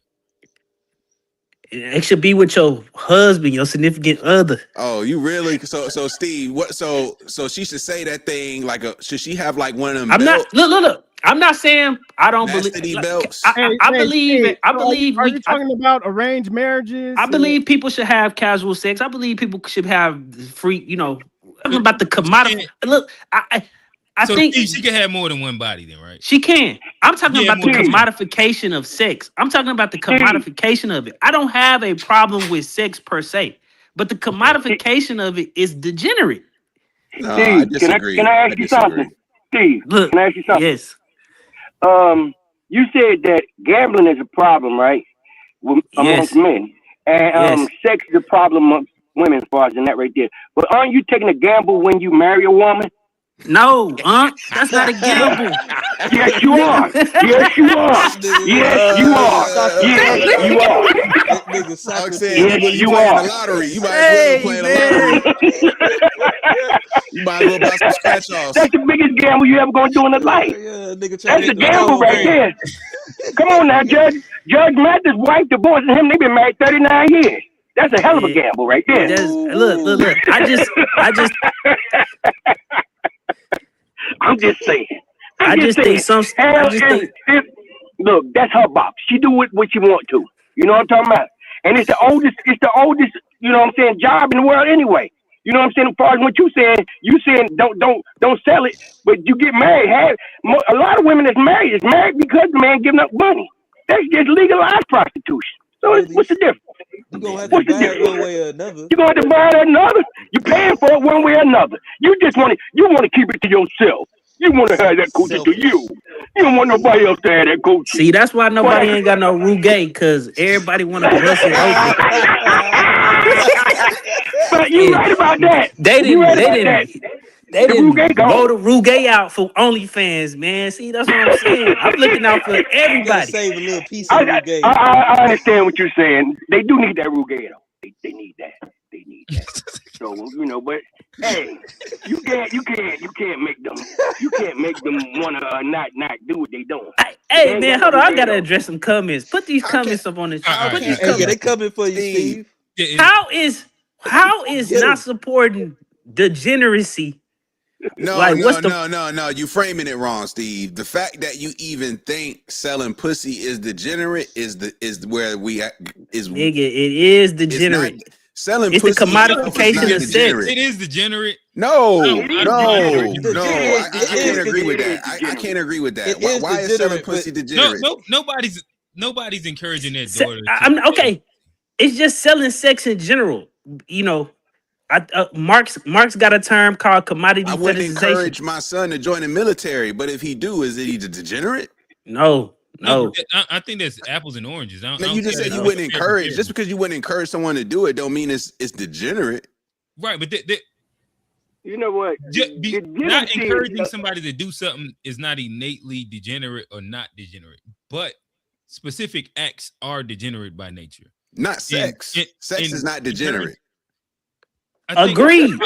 And that's what I'm saying. Like, we all. I agree. Sex commodifying. Sex is not selling it, for a profit and just giving your body like that's the. Yes, I feel like that would be a version of something that you wouldn't encourage. That is degenerate. I think it's risky. I think it's risky. No, I think it's degeneracy. I think you're putting your health at risk, but you put your health at risk doing a lot of stuff. Like, what are we talking about? It's not degenerate. It's sex. But it's natural. If we're looking at like the definition of degenerate, I'm pretty sure it deals with it having a negative effect on society if done at mass. So if in general everybody just had sex willy-nilly freely, we would see a degradation of society. That would be so drinking alcohol is degenerate as well. If you're doing it in excess, for sure. The idea of like having sex freely for profit would be. That don't mean you just gonna idea run it up of though, Q. You of gotta being maintain the dangerous. pussy. You can't just go bust it down like. Hey, G, we on your You side. can't just go out there and be like, you gonna have to maintain that thing over the week. You gonna have to keep I just tracking your think, body. in a- Like, you gonna have to you can't just. It's not just gonna be free reign. It's an entry point to get in. Like if a woman is running her business, not getting beat, not getting forced to do anything that she doesn't want to do, and she's accepting that paper and going home happy that she delivered her services, that's good business. Hey, and I think the market, and I think the market creates those conditions and creates that ability, and the market pushes us towards, whatever we might say, make a lot of money or whatever the case may be. But the market is not necessarily pushing us towards what's moral. And in this world, if we don't have, if the government, Steve, if you were single and a girl was just like 500, just come knock me off. I'm not. Quick. This is my values. If I can't get it, if I can't get off the strength, it ain't meant to be. No, she wants to pay you for a service. Nah, that's degenerate.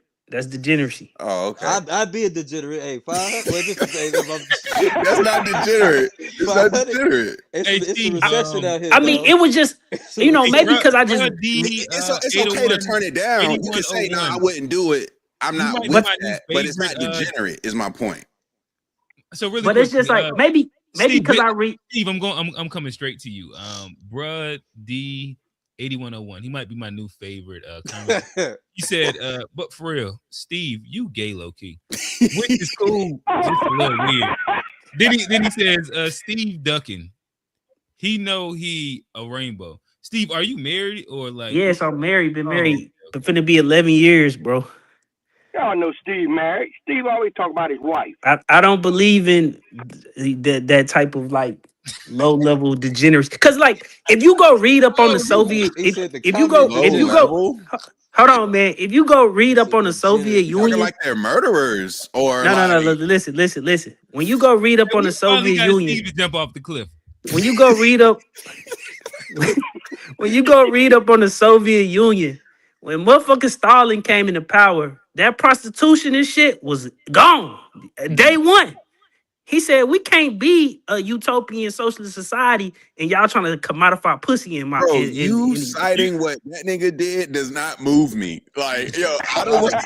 Hey, man, I'm just saying. Them niggas had some type of... Yo, them niggas had some type of code, bro. For a vape pen. Didn't they have Brittany Griner locked up for a damn vape pen? Like, I don't want to live in Russia, my nigga. Like, that's not my... I'm just talking about having some type of I just don't believe sex should be commodified. I think people should freely have as much sex as they want to. Let me just ask just one clarifying question. I got one question too, G. Just because the word degenerate is what bothers me. If you are somebody who fucks freely, like as in you fuck liberally for free, are you a degenerate? No. See, so you telling me the commodification of sex is what degenerate. No, so you could be disagree. So you a hoe out here busting that thing open, or you a nigga out here just fucking any and everything moving, but you not degenerate, but you a paid sex worker with agency and a business. I would say that they don't have agency because the crazy. I would say they don't have agency because who in their right mind would sell sex if the economy wasn't coercing them into that? Steve, maybe you don't love sex the way these bitches love it. Man, if you love sex, you do it for free. You do it for the love of the game. It's like same thing like strip club. Who would strip in a strip club? Like I wouldn't do it, but it's some niggas who will strip in a strip club. It's some women who will strip in a strip club. For the love of the game, it's not degeneracy though, right? It's not degeneracy. I just only have a problem. So and let's remove sex. Let's take sex out of here. And I'm gonna let me ask you this. I got one question for Steve too, though. Let me ask this real quick. So, at what body count number does it become degenerate? Like, he said how many? And what amount of time? And what amount of time? What amount of time? Really quick. Let me try and do this real quick. So, I'm gonna just take you through some numbers, and then we'll see where it gets degenerate. 5.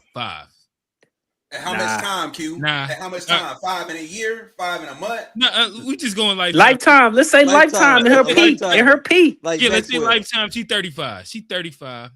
And we just saying what got 50 bodies. Wait. Did she go to college?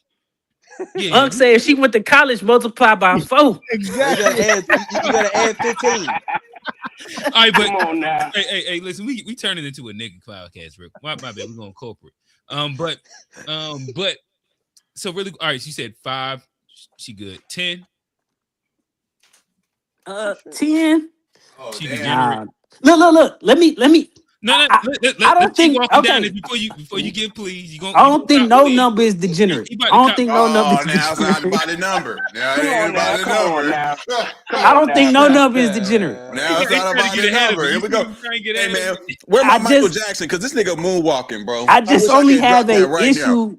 I only have an issue with the commodification of what's supposed to be, our social relationships. That's So the let me only ask you thing. this, Steve. Let me ask you But this. you, Steve, you all about the money. How can you know what I'm saying? I thought you was about that money, making that money. It's Now, some if you stuff is all too about that far money, for you me. make Some that money stuff. about- I You would tell never me let.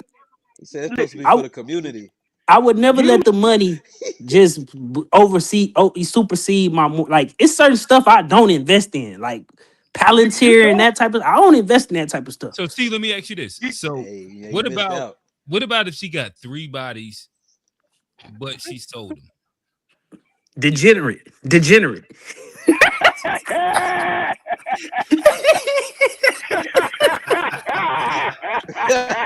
But so like if you let somebody listen, stick their think fingers in about for it, think about it. $50, degenerate. You got shorty that gave 100 away for free. Rugay gone. It's Blew 3. out. And she only sold them 3, but that's it. You saying that Rugay gone, blown out, 100 body. That's a better woman than somebody who sold for 3 times. She's less degenerate than the 3 body. Yes. Okay. That's It's damn near out the I box. said, I stand on it. Hey Johnny, how you feel about that? What you taking? You taking 100 body, baby? Or you talking? Are you taking 3 body sold? I mean, I go 3. So I mean, that's like new. That's like we. Exactly. That's certified like- use that's right damn there. Hey man, this a post game conversation. That's certified We gotta use really right talk there, about man. this, man. We gotta really talk about this post game. All right. You know it, Johnny. All right. So I guess let me see if I can reel this in. Really, Y'all funny, bro. Y'all is funny, man. Listen, we actually found our first way to get Steve to jump off the cliff, and we had to kind of stick there for a quick second. But I guess this would be a good segue. So really quickly, we'll do a couple icebreakers, and we didn't get the chance to do them early. Y'all wanted the topic quick, so we got to the topic, and yeah, we'll do a few icebreakers. Maybe the easiest way to start. I'll throw it. Hey, chat, talk to us. Do y'all want to go Diddy, or do y'all want to go the scammers, the Somali scammers? Chat, y'all got about like a minute. Drop them in there. Let us know what y'all thinking. We can go Somali scammers, or we can go Diddy. Talk to us. Again, we are streaming on 2 platforms right now. Make sure you hit like, comment, subscribe on both channels. Super chats are open. Make sure that y'all tap in, hit us. There is the To Be Fair show. The Tubies is coming. Stay posted for the date, but the Tubies are coming. Again, we have many nominations. Your favorite for Unpacked. Again, there's a running. We have G is nominated. Is he your guy? When we're talking about Unpacked, dropping gems, yelling at whoever. Johnny, Mr. Middle Ground, or sometimes he's conservative, sometimes he's liberal. Is he your guy? I think you muted, G. Can't forget the empathy.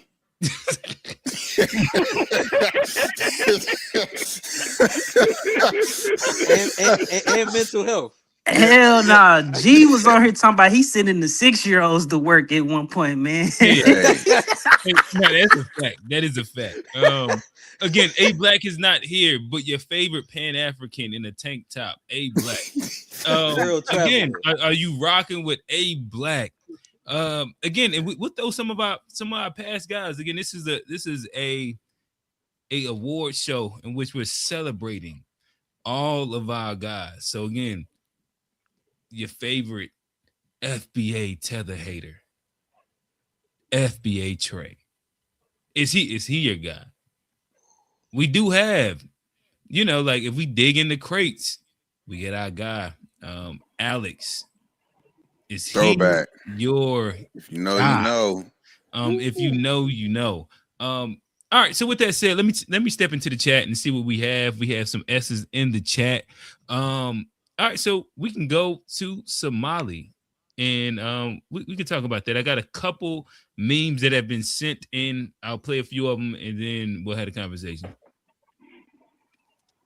Are tracking the web of fraud to other Minnesota Democrats, such as Congresswoman Ilhan Omar.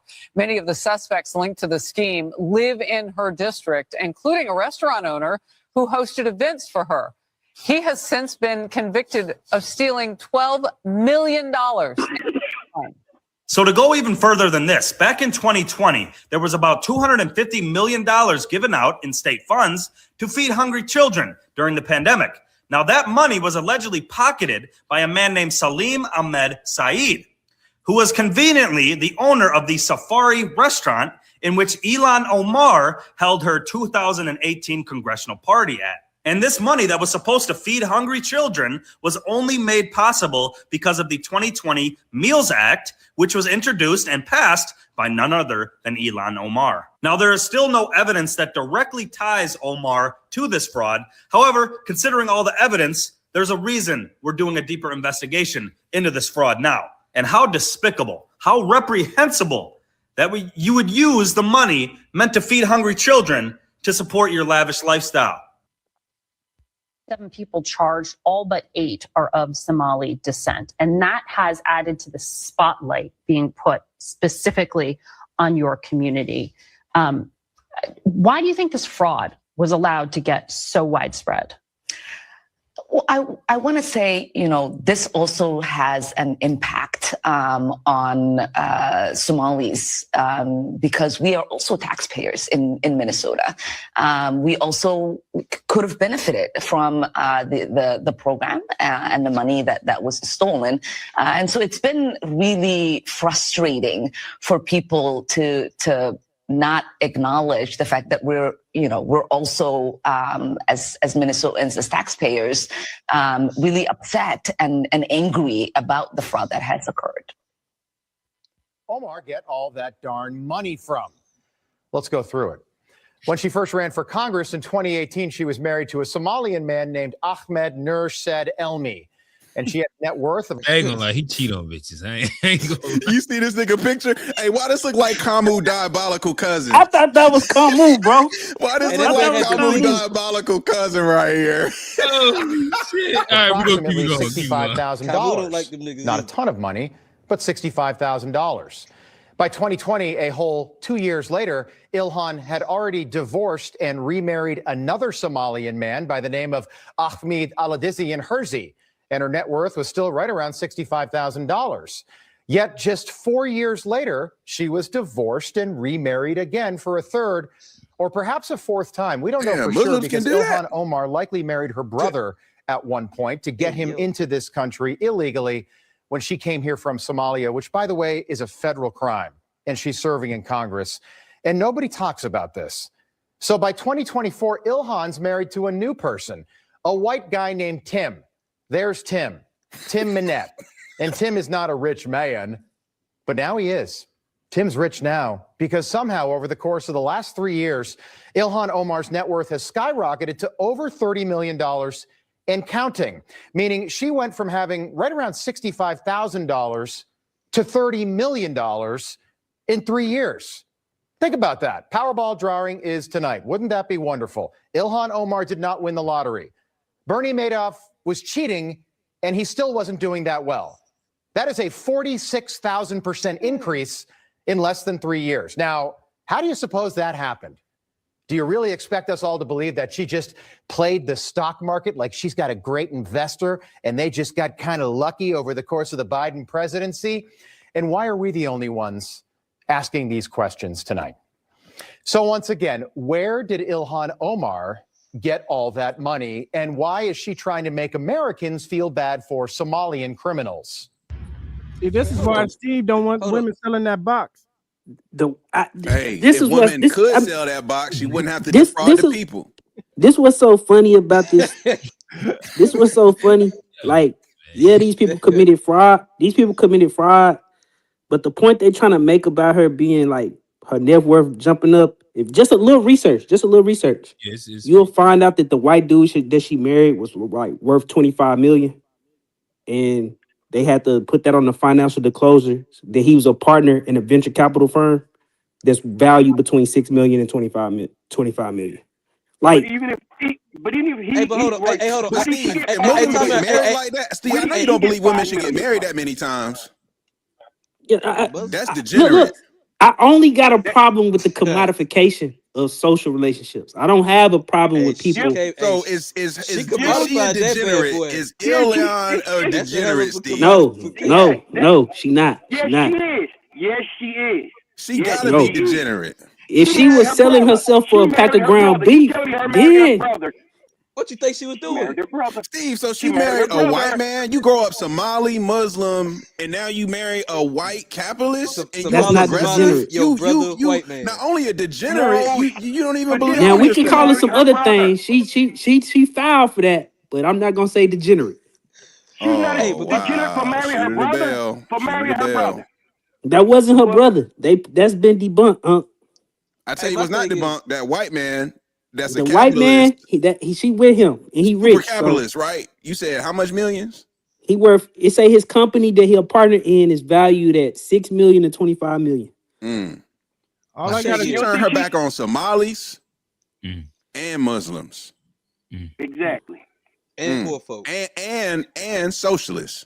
Now we can take critique of all that, but to be like, she stole the money. Nah, she just married a rich white guy. Johnny, before you get there, I forgot we do have a newcomer to the panel, and we probably went through a couple of Dead Pixel. I'm gonna welcome you to the panel, and I'm not sure when you added to it, but I'd love for you to give your POV on wherever you would love to give your POV, and we'll kind of respond to you. My bad, I meant to bring you up a little bit earlier. That's cool. Can you hear me okay? Yeah, so it's a slight. Well, it sound like you in a room. We got an international. That sound like Australian. Australian. We don't know that yet. Where you from, bro? I'm from London. Americans, for some reason, always think Australia, people close from enough. England are Australian. I don't know why that is. Because I've been to Australia. You sound just like them. Well, you've They be been like, to a place. hello, mate. I came in when you were talking about immigration. Okay. You've since talked about OnlyFans, and by the way, Steve, I completely agree with you, so I'm going to back you up on that. He said, I talked about what? He was talking about OnlyFans. Degeneracy. Thank you, man. And yeah, I guess now you're talking about the Somalian community. Yeah. So wherever you want to hop in at, wherever you have your strongest opinion, just talk to us. Oh, I mean, I've got opinions on all of it, to be completely honest, but I don't want to take up. Let's hear the OnlyFans. What's your reasoning behind it? Hey, this is your time, mate. Let it go. Pause. Okay, you gotta stop. You gotta stop with the Crocodile Dundee accent, though. I'm not from that place. That's where we sent our criminals. So, like, that is offensive to me as an English person. Because you're basically y'all calling sent me them to criminal. America first. You sent them here first. We didn't send Australia second. Australia got the criminals there. They're the worst of the worst. Yeah. They did send some degenerate whites over there to Australia. They sent some degenerate whites over there. Australia was basically like a penal colony. Like we just sent everyone over there. It's true. So okay, well, OnlyFans. Steve, I agree with you completely. I think the issue is the like people selling themselves. I disagree with that, but I think the biggest issue is the kind of loss of potential. So what might a girl have achieved in her life if she wasn't, I don't know, 16, 17, and she's seeing these women online that are driving Lamborghinis and thinking, oh, I'm going to go and do that when I turn 18. You know, what could they have done with their lives? Dead Pixel. What if she 35 and decide to sell that box? No, he doesn't mind selling the box. He said just the only. You don't mind? Oh, just my bad. I wouldn't say I don't mind. Yeah, I mean, I do believe that any consenting adult has the right to do what they want. Paid for box? Have you ever paid for some box? Hell no. Hell no. Okay. There's nothing wrong with it, brother. I just wanted to make sure. Box either. Johnny, no, I one way or another, you gonna pay for it. I mean, you ain't gonna get none of it broke. When you ever tried to get something broke? But what about the women that Johnny, you done got some free box before though, right? After you invested in what you about never got no box just off the strength though? Yeah, you're right. What about the surrogate women? What about the women that sell their womb? Ooh. I have an issue. I have an issue with that. I have an issue with that as well. Damn. But listen, we're taking away from Dead Pixel time. That was just a quick little one liner that I want to throw in there. Well, y'all keep interrupting them, so you know. My bad. You're right. That was my bad. No. Feel free to jump in. Honestly, like I don't want to do a monologue here. Yeah, because I will just take. Dead Pixel. We let LTO go for about 20 minutes. You got the flow, man. You know, I gave LTO a full interrogation for sure. Yeah. So my issue is when you're holding up like these people. I'm trying to. By the way, can I just check something? Yeah. What kind of language can I use on your channel? Like I don't want to get you straight. Any bloody language you want. All right. So you got this. Wait. Do not. Hey, no hard R though. Do not say the M word. I wasn't about to start doing that, but no. You got these fucking people like Bonnie Blue, right? And they're driving a Lamborghini, doing whatever. She's fucked. Like I don't know how many lives of women she's fucked up.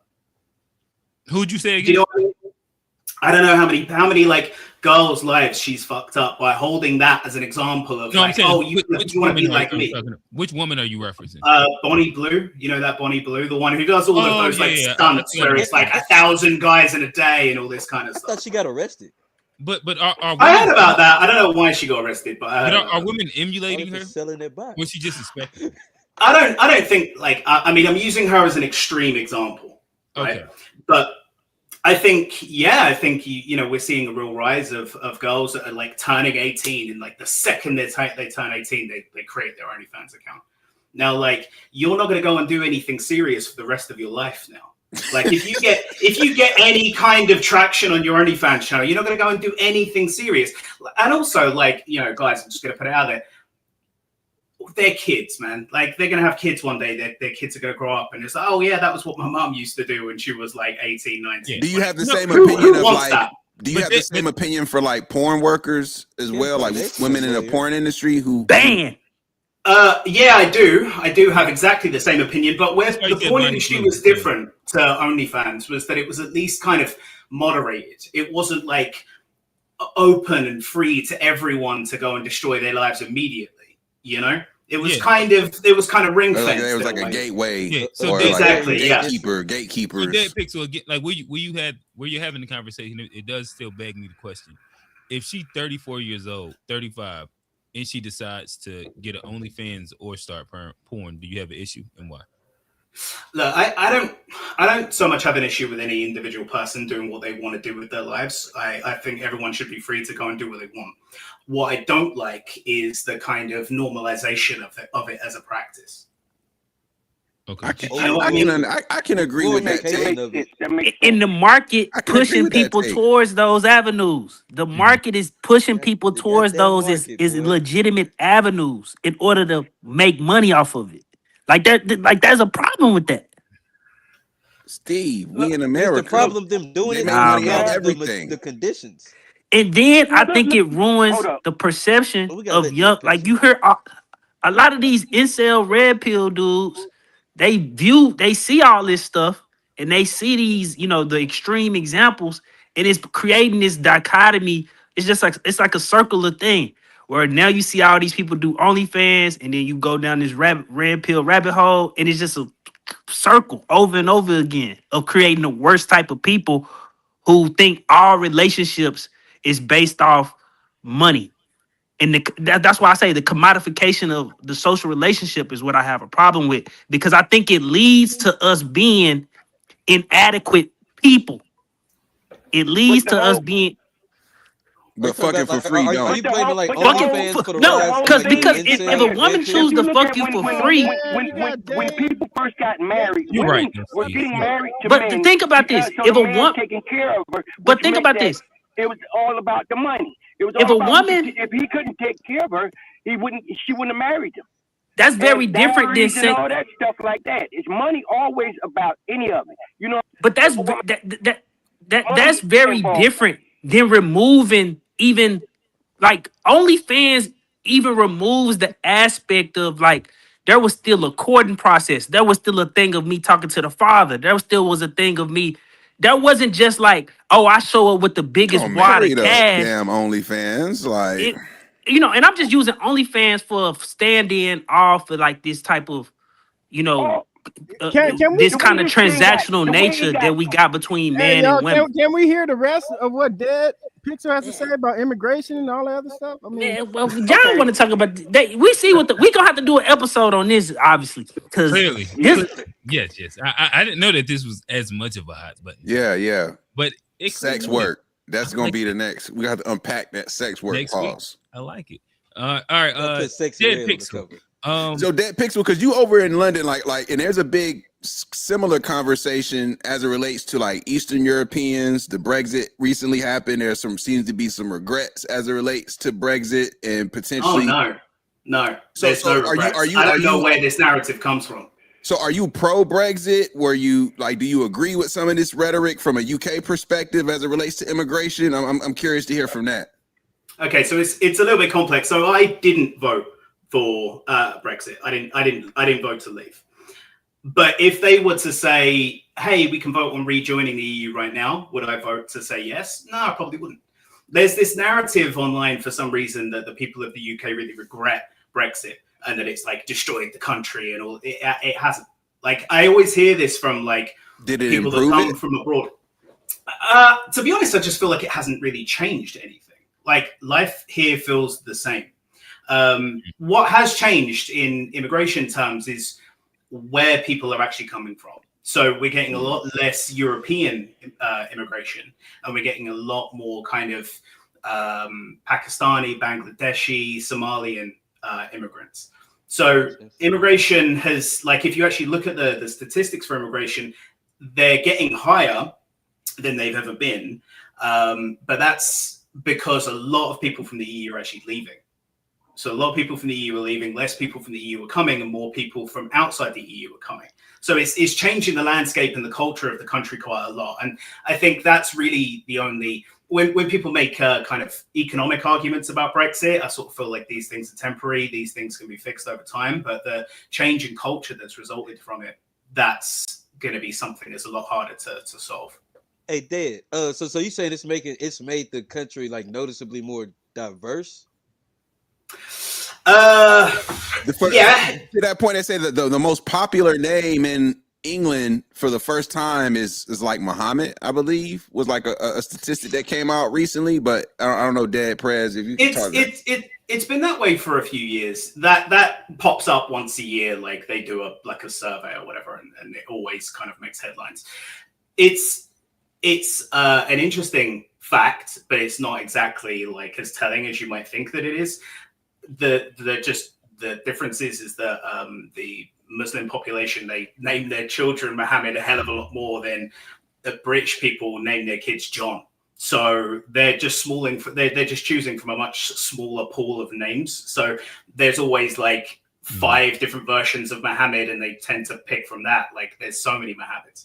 So yeah, so it's, do you know what I mean? Like, it's a true statistic, but it's not exactly like what it sounds like on the surface. And but like in response to like, I guess the changing like how do people feel over there in UK with like we are. Sorry, just to jump. We're massively heading towards right-wing politics. Massively, not just in the UK, but all over Europe. Over Europe, right? All the nationalist rhetoric is like it's gaining traction everywhere. And it's based on like the immigration coming from these certain places. It's in response. What I think it's like a lot of things. It's not actually so much the Somalians, but it's also like the Bangladeshi community, the Afghan community. They're doing loads and loads of stuff, particularly around COVID, when there was like, we had a very different time during COVID than you guys did, as I understand. We had, do you know what the furlough scheme was? Do you know? No, enlighten us. Okay, so the government didn't want employers to lay off their staff. So they said, like, put them on furlough. So you're kind of putting your employees on pause, and we're going to pay like 100% of their wage. So basically that kept the employment, like the unemployment level, basically the same. It didn't really change because everyone was just kind of put on pause. So you had a bunch of people that were kind of creating fake companies and creating fake members of staff to claim wages for people that didn't even exist. That's the British PPP loan. Yeah. We would have ran that up. They would have ran that up in Atlanta, boy. Yeah, we had. They already got the LLCs. You know how many ready. LLCs got created when them PPPs hit? Oh my! Nigeria went crazy with that one. Them Nigerians. Yeah. So there's a lot of that sort of stuff. But like in terms of kind of, I mentioned about how we're swinging to the right. The pendulum is swinging so fast and with so much power to the right here.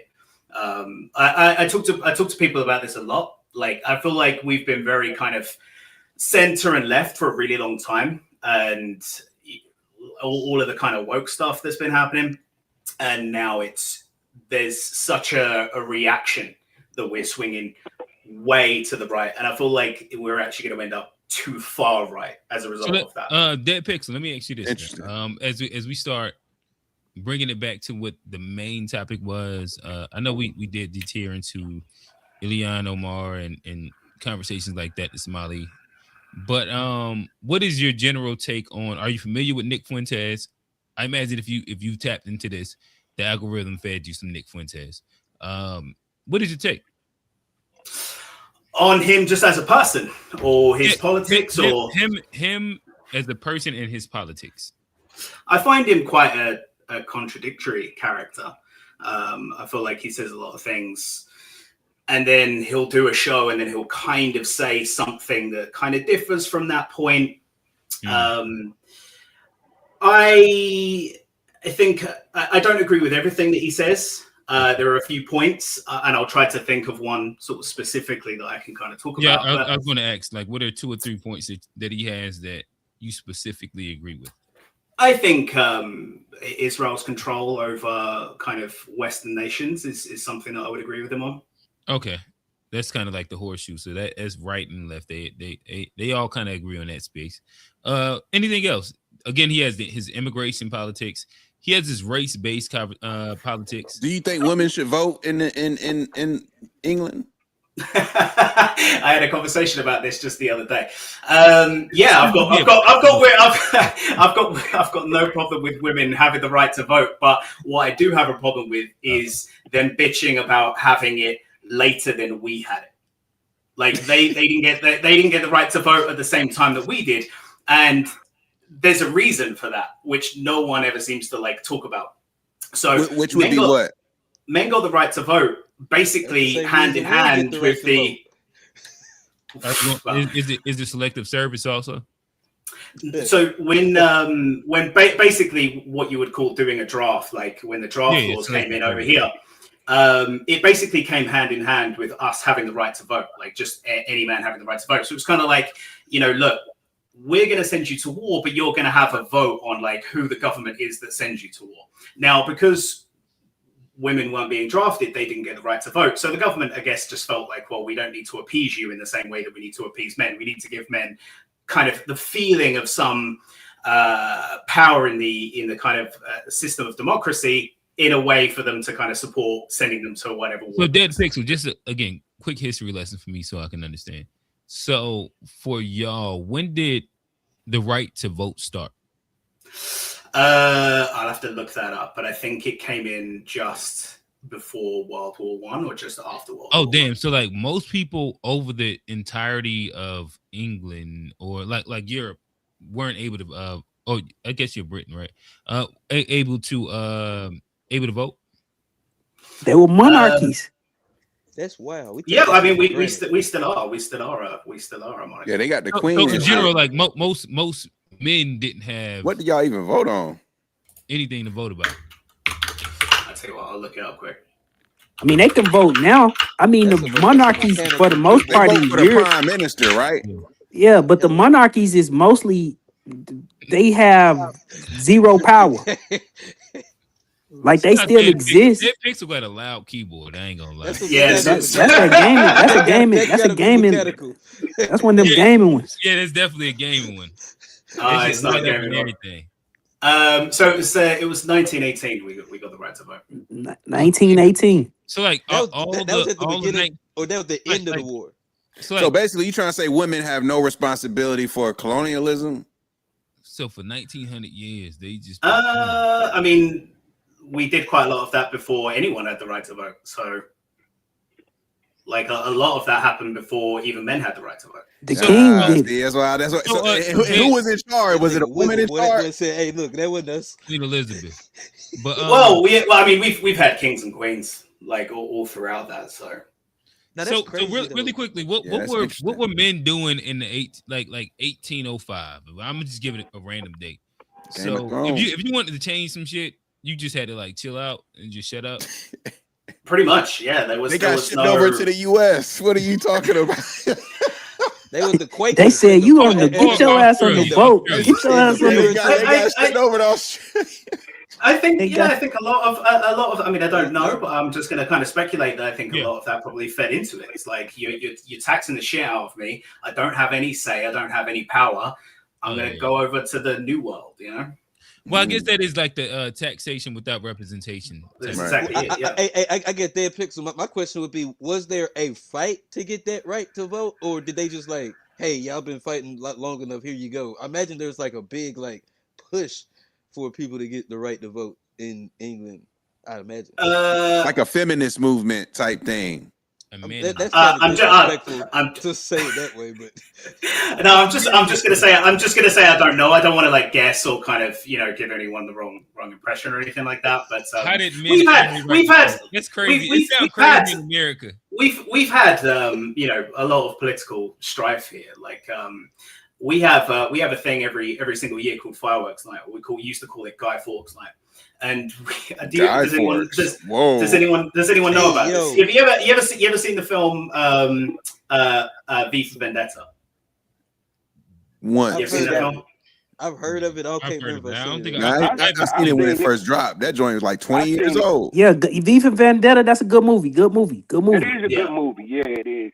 He said, yeah, he didn't take enough people out. If you ask me in the movie. Oh shit. So his mask and his character. Revolutionary Steve. So his mask and his character was inspired by a guy called Guy Fawkes, and what he tried to do is he tried to blow up the English Houses of Parliament. So he basically snuck barrels of gunpowder into a cellar that was underneath, like basically the equivalent of your Senate, I guess. And he tried to blow it up. And every year, what we do is we build an effigy of him and we set it on fire. Every single year we do that. So like we still remember in praise of him, or like as in saying fuck. No, praise of him. No, we just build a man out of straw that looks like him, and we set him on fire every single year. Hey, Dead Pixel, do you know what pause mean? Sorry. Like so over there, do y'all have a term called pause? Do you understand like that meaning? Or is that weird? Like pause. Pause as in like stop. Pause as in like stop what you're doing. No.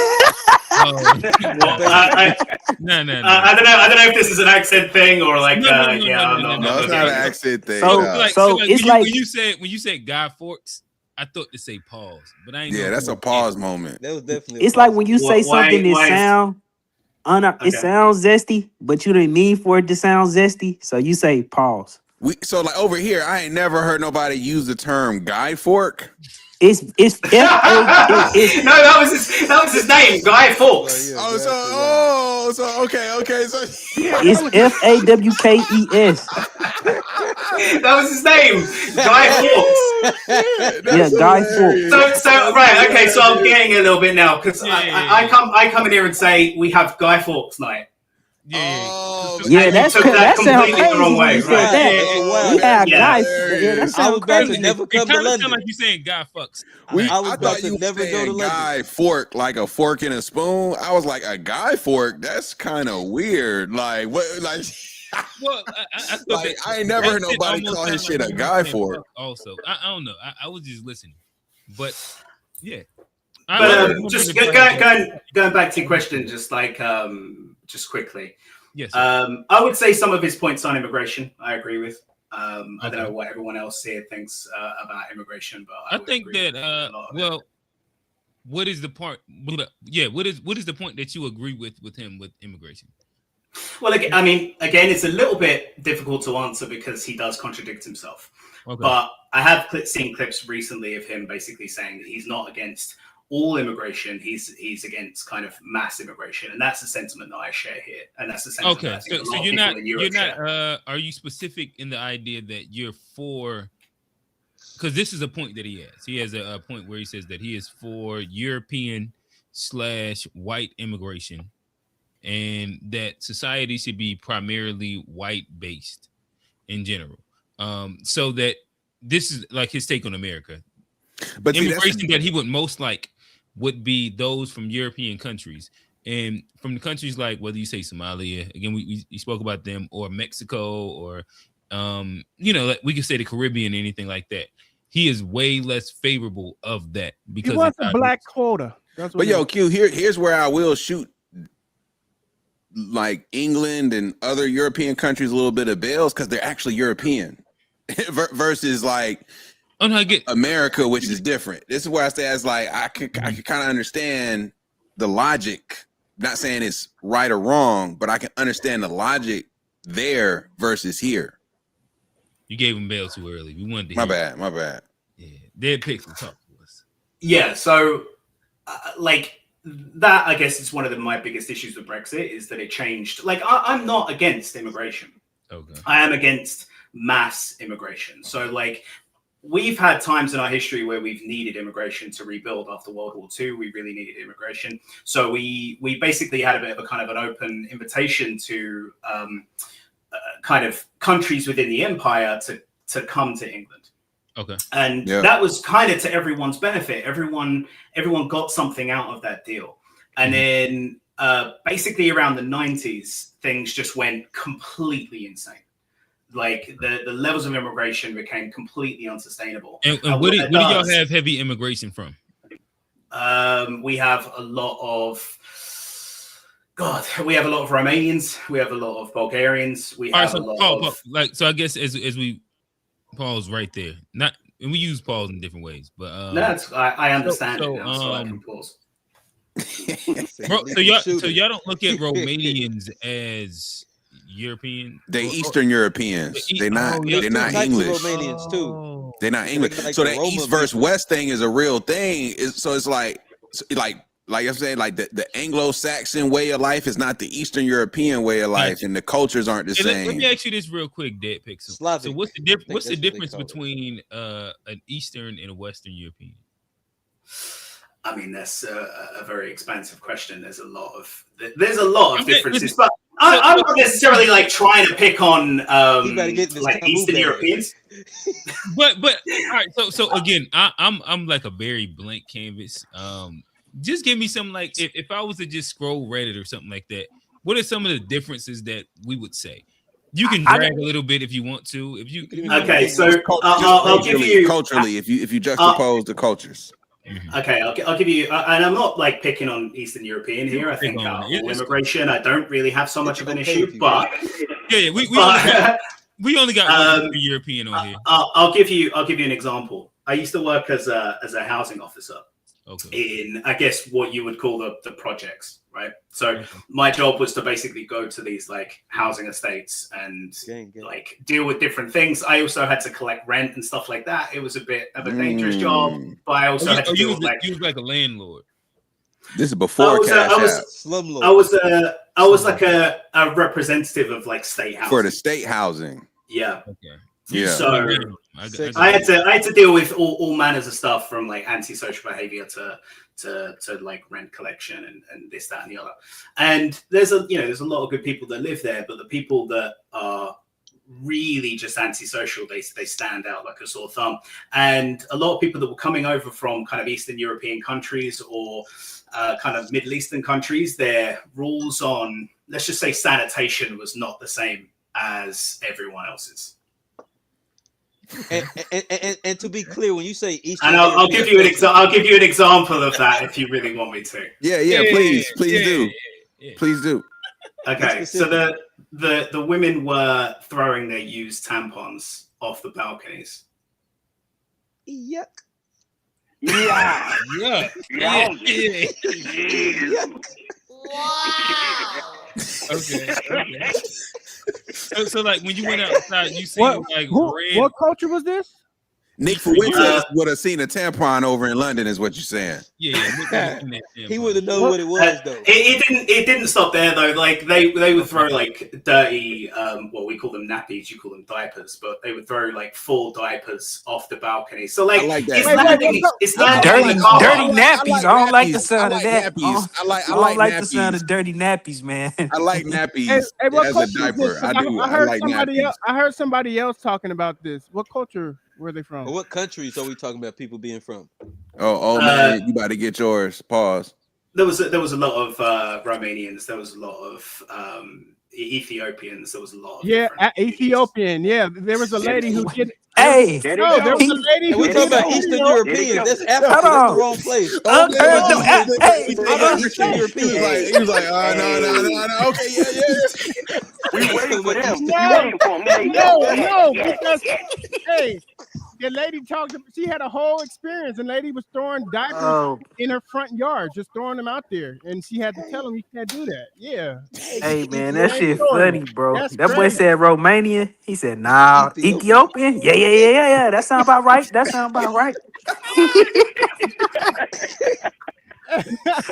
But like Africa. I got a question. Who is the Nigerians of the Eastern Europeans? That's my question. Who is the Nigerians? It's got to be the Polish. It's got to be who the Nigerians of the Eastern Europeans? What do you mean the Nigerians? So the scammers. So like this. So this is a funny thing. Ooh. Nigerians are cool here. Yeah, exactly. I honestly like when I think Nigerian, I don't think scammer. Like one of my best friends years ago was a Nigerian guy, and yeah, they're cool. Like this guy used to sit next to me, called Moses. He was a Nigerian guy. He was about 70 years old, and I don't think I've ever met anyone with stronger morals than him my entire life. He was such a genuinely good guy.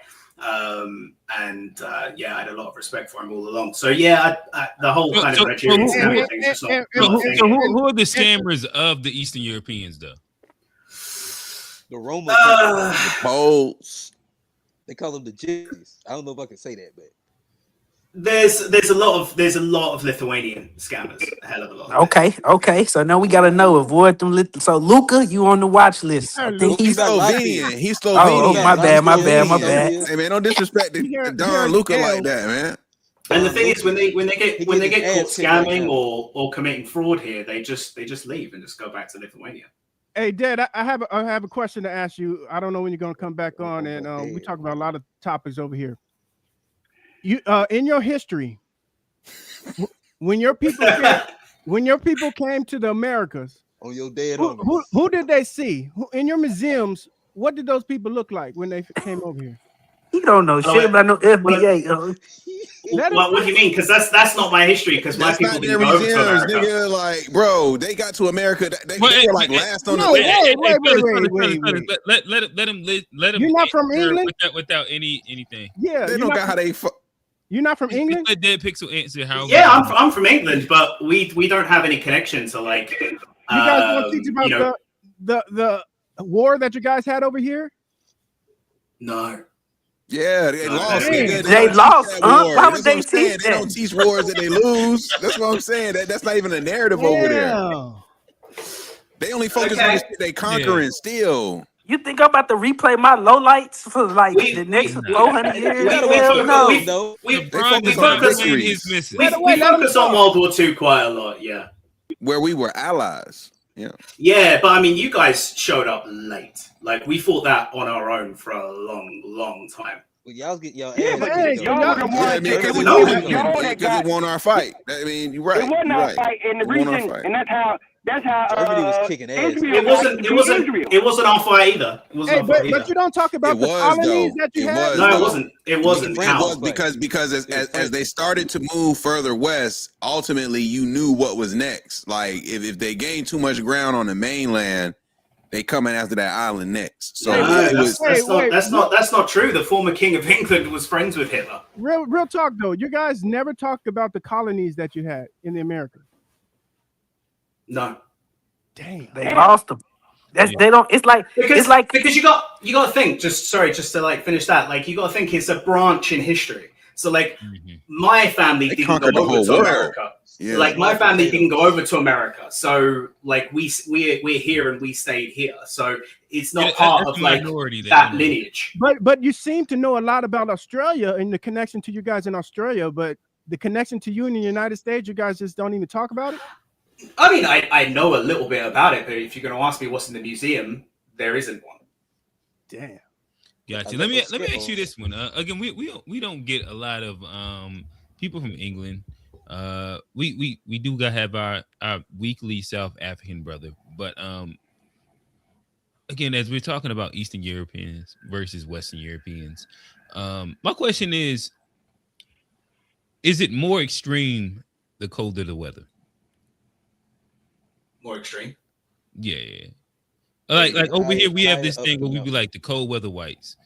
They kind of like become a little bit more extreme. Like the Russians, they like a little bit like when they over here. You know what I mean? Do y'all look at it like that, or is it like different? I don't know. I mean, I've never really thought about it that way, but I guess you could say that. Yeah, like we have like the people in Scotland, for example, they're further north than we are, and yeah, I think they're seen. Yeah, oh hell yeah, they're seen as like a harder people, I think, and I would probably say the same thing as like Lithuanian people as well. Okay, so like the colder the weather is like the harsher. I tell you right now, if you go into London thinking that's good weather, you came from some shit ass territory. That is for sure. Hey, I got a better question. Dad, when you look at the panel members, are they African to you?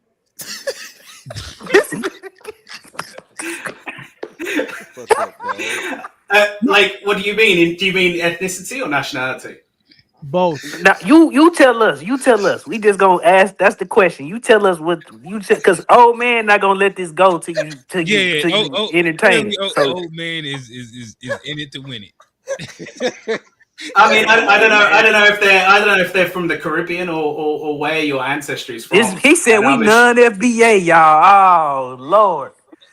When you look at them and you heard the panel, turn your camera on, Steve. Does it say Africa? Let me ask you a better question. Let me ask a question, old man. So, Dad Prez, if I was walking around in London with this garments, would you think I was like African, Nigerian, Caribbean?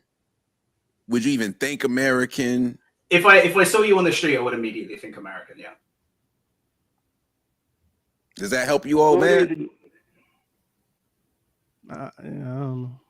Hey, I don't know, G. You kind of look Ghanaian. G, you kind of look like Ghanaian, bro. You kind of look like you from Ghana, bro. This one, I got it. This is my final one for Dad. This is my final one. Oh yeah, you look like you from Ghana, bro. Dad, are Black Americans African to you? Was that a question to me? Yeah. Why would he? Why it don't matter? Let him answer, damn. He don't even know about the colonies. And I know. That's why it's important. So sorry, repeat the question for me. Are Black American, when you say, okay, you know the difference between someone, are Black Americans African to you? From what you know about us? Well, I mean, if someone calls himself African American, I'm going to say that they're an American person of African ancestry. But I don't think I quite understand what your question is, or like what you're trying to like get. That's what I'm saying. Yo, oh man, you They not even having. Oh man, they not even having this I conversation over there. don't want the context know to he be being clear used. because I want an honest response. That's why I don't want the context to be clear. he sees black as synonymous with the term African. Like he's like I said, like over there, but they don't even really talk about it doesn't translate. I got a better It does one. not translate. I got a better one because he can relate. And the Australian Aboriginals, are they African to you? Australian Aboriginals? No, they're not African. Okay. He knows that because he has a connection to Australia more than he does here to America. So that's why I asked him that. Okay. Let's move on. Let's move on, please.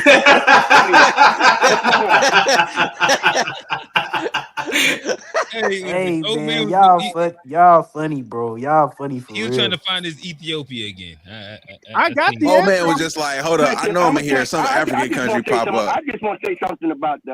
You thought it was gonna say Jamaicans. I know what old man was looking for. We gotta let Unc get his Somali point. I know who he thought was Caribbean. He thought Johnny was Caribbean.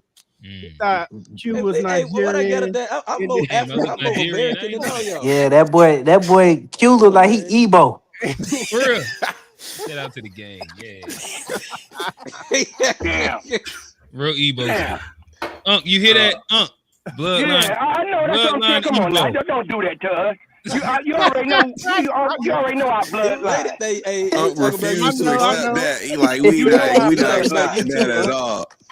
Don't put that on the blood. Everybody on here know our bloodline. We know. Hey, Dead Pixel, let me ask you this. So you said that you would, if you seen us out on the street, you would think American. What is it that would be distinct about us that would seem American? Dress sense, mostly fashion. Okay. Like you can spot an American person in London, like in a heartbeat. And you're saying that's based true. on dress, not our phenotype. Yeah, it's just dress. Yeah. Oh, okay. That's what's up. Americans can't dress. Let me get on them. Okay. Come on now. Somalians. Yeah, Paul. Y'all ain't say Paul Sunday, so there ain't no Paul. Yeah, you need to say pause. You said you about to get on him. I'm like, yeah, pause on that, man. Yeah. Hey, listen, you called us out on the good pause that we didn't know. You got it Sunday. Yeah, we said it afterward, but we was talking about how soft and hard Diddy was. Whoa, yeah. That's crazy. That's crazy. Hey, yo. I got on about that. That sounds crazy as hell, bro. That That's sounds a crazy. wild one. And it wasn't until Unc said it that he was like, "Oh damn." Nah, like, that's it was like, flagrant. That might be the worst offense ever on the show. Flagrant. We had a crazy one the other week. No, Rail got that one. Rail got it by a long shot, probably. Whoa. But look, go ahead, Unc. Yeah, the Somalians, something that people don't understand. And I've been telling people this for over 20-something years about the Somalians. What people don't understand is their bloodline is weird and confusing because it's Arabic and African, and it's also a bunch of incest that goes on over there.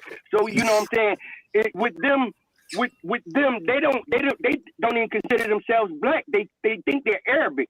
But if you look at them and you look between, and you can tell people that are incest because they have gaps between their teeth a lot of times, and their hairs are funny. Oh, come on, man! No, this is all. This is all a fact.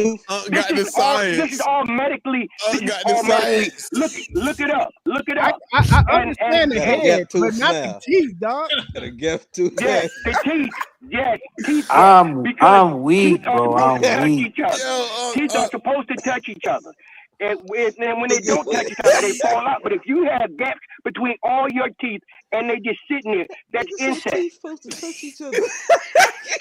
Hey, the demand for a dentist is going up right now. Man, this shit funny, man. But the thing is, they don't encourage the people. Research on that one. They don't claim. Look, do the research.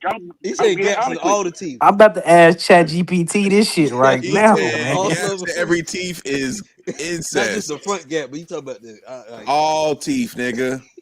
All of them gapped up Space. like hell. They Yeah. only need a toothpick. You know what I'm talking about?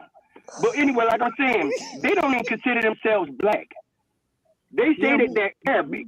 And for them to come from Africa like that, it's because it was, you know what I'm saying? They do have Arabic blood in them, but it's a lot of incest that goes on over there too. Yeah, That's I why don't look all at of them- Ethiopians or Somalians as black. So what you saying? They got, but you look at other Africans as black. Q, like what you mean by that? They have Like a lot of bloodline from Africans. Arabic. They have a lot of Arabic bloodline in them.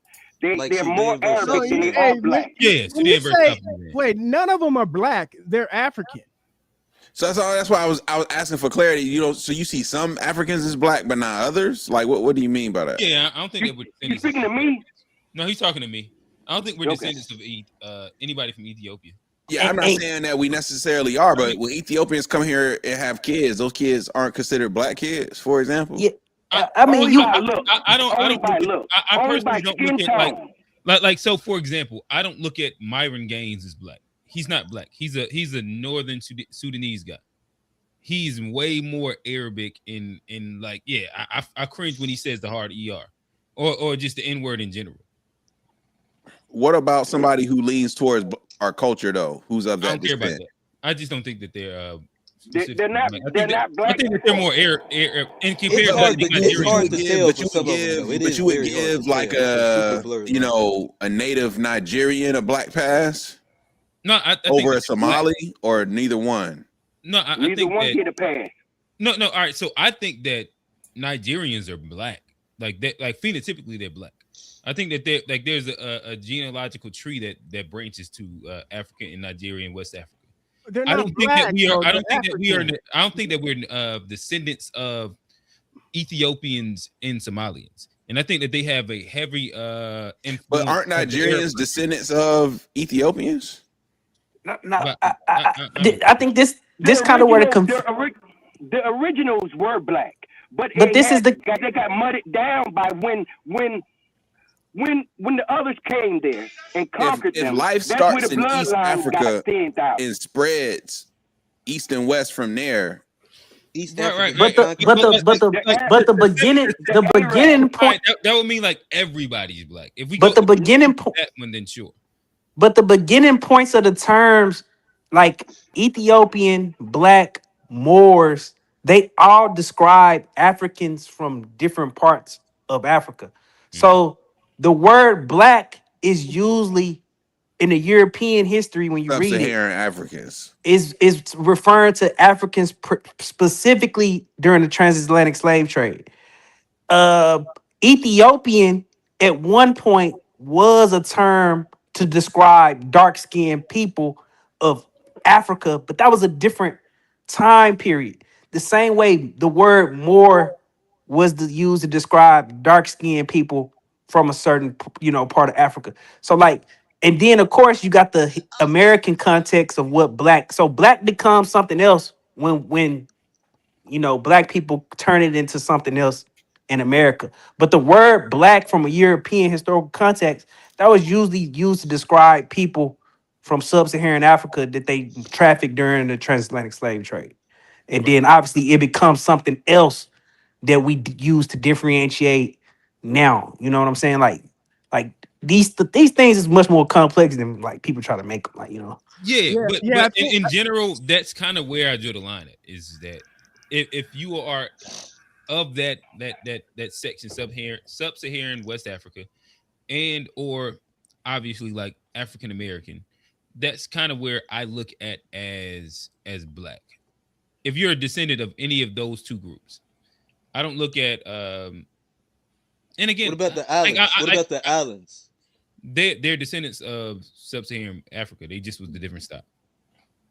Okay, but a lot of them are mixed too. Like it got mixed in over the time. Like Well, I think that all Everybody has gotten to mixed. be All a of us black are mixed. American, to be a black American means you're mixed. That means you have native blood, you have European blood, you have African blood. That's what it means to be black in America for sure. Okay, mean, yeah, for sure. That's why I said. that That's mean, why. that mean That's you might why have I a said tether they're not headline, black. y'all. That's why I said they're not black. Yeah, they're not black Well, Americans. they not black in the American context and which Yeah. we've made black to mean now. They're But not as even. far They're as not even black in their own country. no. You only The become the black the here. the descriptor of We talking black about is the not right. we don't come up with black. I think this is where the confusion is.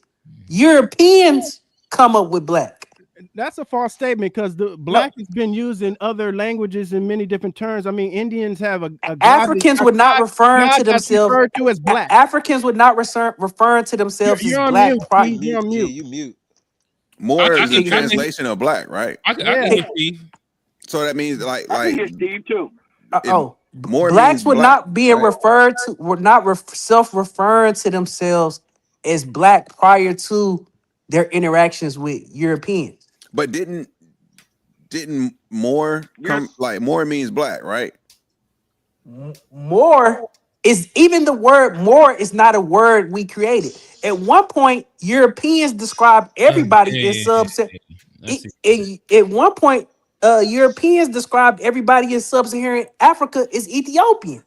If you go back far enough, Are you just saying that nobody called anybody black until Europeans came around? Is that what you're There was saying? no such they thing. they described There was no such thing as color to the it was no such thing. Like black is the beginning of the creation of race science. Like that's what black comes out of. Now we take black and we turn it into something else. I'm saying black Americans that's have. kind of true and it's not because like there's been other words that mean black, like indigo, and then there's a like Indian from India. They have a god that is referred to as black. So it's like, But they talking about the actual color. Black is being referred to as a racial group when we talking about I know it's an what's ethnicity. happened to us. That's why I say they're not black. That's why I don't call them black because it's a specific But ethnicity. to you might not think that, but the Europeans considered everybody who they moved during the transatlantic slave trade as black. That's what the text say. That's not what I believe. I'm telling you. I'm telling you what the people who did the slave trade determine what was black. Now we can differentiate after the fact and say we want to make some distinctions now. But the reality is, if you go back and look, buy that. You know why? Because they wouldn't have first introduced us to the world as copper colored people. So if we were going to be black, they would have said black then. So like they did, and that goes back to the text as well. So you keep they did call us black. They call us copper colored. They called us black. Copper colored. And if there was the Spanish, they called them Negro. I'm referring to the text. Negro with Spanish code. Like that's like if you're really trying to get to the root of where black comes from, it just comes from what the Europeans called us, and then we take it and turn it into a distinct group from the rest of the Africans after the fact. Copper If you color. speak to someone, was if the you first speak to someone category. that's from Africa, they won't even say nothing about black people because all you see, they don't care about it because they see all they see is black people. So they don't think about it as a color like that. It's the same thing with anyone else. I know, but that's why when we get back to your point, Unc, about the Somalis, now that they're in trouble, they all of a sudden calling themselves black over here. And they're not black. They're not black at all. You They muted. are muted. They call themselves black. I didn't see that part. Yeah, now I they didn't see that part either. Yeah, now they they using want to that call minority themselves black list now. Yeah, they want to say they're black, but they're not black. They are, you know what I'm saying? When did they say they was black? Like what? Like, y'all? I ain't seen that headline yet.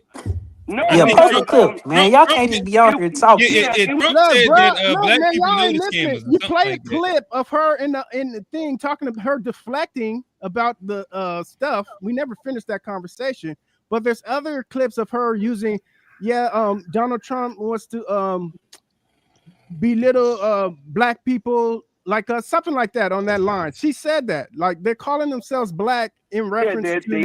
They are calling themselves black.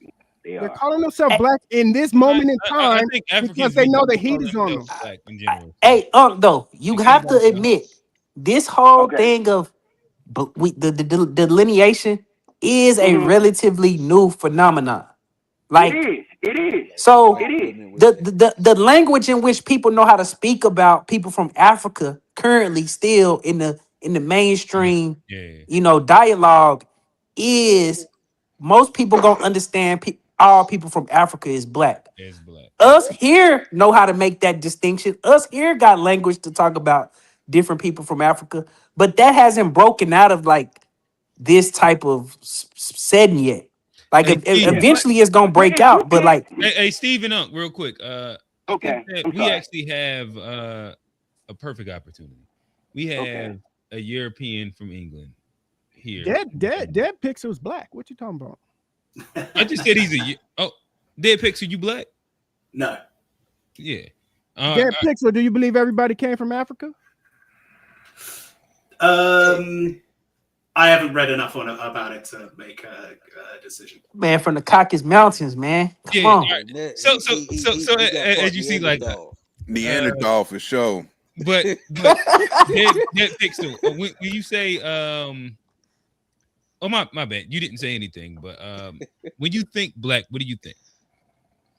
What do I think? What do you mean? All right, so like when some so my bad. So if I set the question up a little bit better, so as you're hearing us have the conversation right now, we're speaking specifically about how in America there are different variations of how people identify themselves. And in America, there's like some stickler to even the term black and how it is identified and who gets to take that label. Some people use it as a general catch-all term from anybody from the continent of Africa and or the Caribbean islands and or the American space and maybe Canada also, right? And it pretty much anybody that has any version of descendants in dark enough melanin that's not from like India or something like that. There's also a group that says that that's specific to the experience of the United States black, African American, or like whichever term we want to use, right? Here we use the word FBA or ADOS or something. Or just simply Black American. Or Black American. There you go. Like they don't have then again, African like, Englanders, right? But then I think Steve was making the point how, in general, the identification of black and who it speaks to is something that has a history, and a history inside European colonization and identification, but a history also in being a lot more broad than like a siloed United States or like specific to just Western Africa and the descendants of them in the Caribbean or something like that. So again, saying all that to say, and again, like we don't expect you to be an expert. I think right now, and this is why Old Man has been picking your brain a little bit, because you're a little bit more of like a blank canvas to some of the questions that he asks that a lot of people have like a very, very intentional, nuanced conversations on. So yeah, right now we just asking you to be a blank canvas, and we're asking when you hear black, what comes to mind for you? I mean, first thing I'd say is I don't really understand the kind of the gatekeeping over the term, to be honest. I don't really understand why there's this kind of like, I can associate with this, you can't because of, you're from this country, I'm from that. I don't understand it. Maybe there's reasons, maybe there's not. I don't know. The thing is, the UK in general is a lot more we have a lot more racial harmony than you guys do.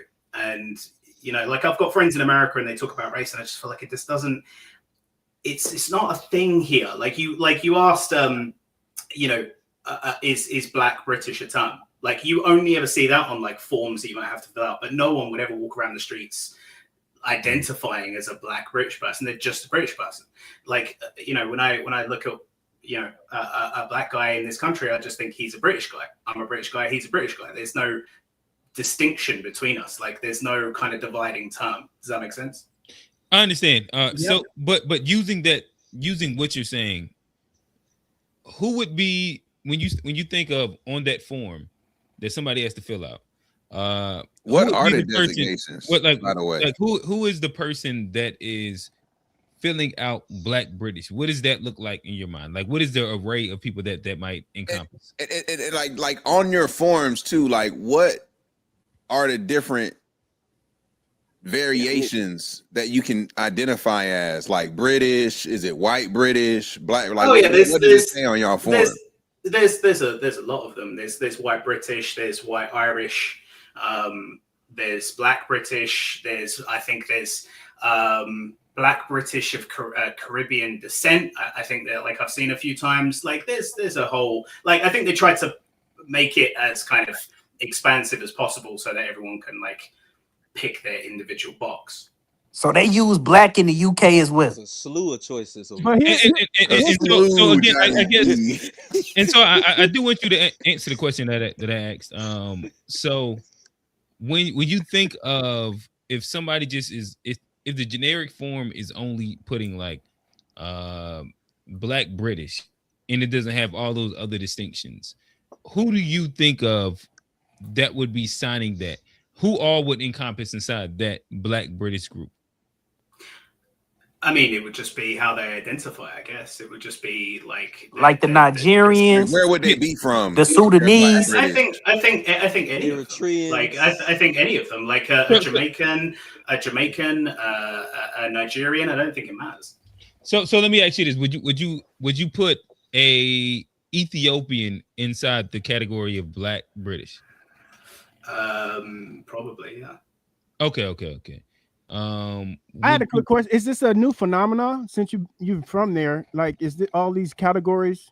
Is that new, or has it always not really? been? Nah. Like we we have a lot more like harmony, I think, than you guys do. Sadly, like I went to, I grew up in London, so London's been a diverse place since the kind of 80s and 90s.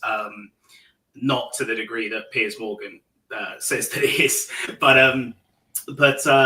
yeah, I mean, I went to school with everyone from, like, we had so many different nationalities and so many different ethnicities in our school that no one, like, there was no kind of individualism, if you know what I mean. There was no kind of like, I'm British of this place, I'm British of this place. It was just like, no, we're all just British, we're all just at school. We didn't have that divide that you guys seem to have. Gotcha. Do y'all have you ever heard anybody throw out the term tether? No. Oh, okay. Hey, what does that mean? Dad. Hey, how old are you, Dad? I'm in my 30s. Oh, you're pretty young. Too. Yeah, you same age as all of us. Hey, it sounds like Dad think of black people as friends, though. Yeah. Here go Johnny, man. Here go Johnny, man. Hey, what the hell that's supposed to mean, Johnny? Johnny just. If you know, you know. I don't even know, but yeah. Nephew. But nonetheless, I think we kind of like, our divide is based more on kind of nationality than it is anything else. So like, if I was to see, just like for an example, right? If I was to see a black British boxer and he was going to have a fight with like a Joshua white Anthony, Jake, yeah, Paul. like, and we and he was going to have a fight with like a white French guy. I'm supporting the black British guy because he's from my country. I'm not going to support the white guy because he's white, because he's French. Like, so it's more kind of nationalistic than it is racial. So over nationalism holds more weight than race. Like that. Hey, Yeah, so nationalism. So over here, that's our difference. So you remember when Conor McGregor fought Floyd Mayweather? Yeah. So our so-called nationalists, people who are from America, they actually supported the Irish guy and not Floyd. So that's the difference. But were they people with Irish heritage, or were they just like? Some of them probably were. Some of them probably They were were. all American whites, man. Some But it probably was were, still but regular most ass of them whites, were too. just like some whatever English, regular white would be. Nick Fuentes whites, Polish, quarter yeah, Irish. Mexican, And Irish again, that's the difference, I think, between this the country and off-whites. yours. That makes it makes good sense though, because But that's the thing with America. But that's why America can't do that, because their nationalism would have to include people like us, and they don't want us to be. We are all mutts over here, man. I don't understand even whether you're black mutt or white mutt, whatever. Because if you look at the genetic, all of them, everybody comes from everywhere. Nobody is from really here, but we all here, and it's just skin tone thing. That's all it is. I'm a It's what- dog. I'm a mutt. Yeah. Yeah. It's just Nah, the truth. the Ellis Allen bred mutts. That's what he's saying, and I get it. That'd be a foul. Once you get over here, once you get over here to the mainland over here, everybody mixes with everybody. People don't want to admit it, but you know what I'm saying? It's upsetting. But we all have different bloodlines going through us, and you know what I'm saying, or whatever. But it is what it is. But I like the fact that over there they go with their countryman before they go someone somewhere else, and we had more nationalism, like as far as the people, you know what I'm saying, having pride like that. It's a whole nother thing. That's one of the things, like y'all was saying about the women having the flag cross, twerking and stuff. That's I guess that's American pride. But you know, now the whites was low key rooting against Team USA when they was playing Serbia. They was like, they was hoping that LeBron and Steph and them didn't bring it home. Our racism weighs more than nationalism over here. Motherfuckers say fuck that flag. Well, no, it sounds like that's the differentiating factor. Yeah, it's like Europe. Nationalism means a lot more. Our people that take the Confederate flag into the Congress and be like, we're patriots.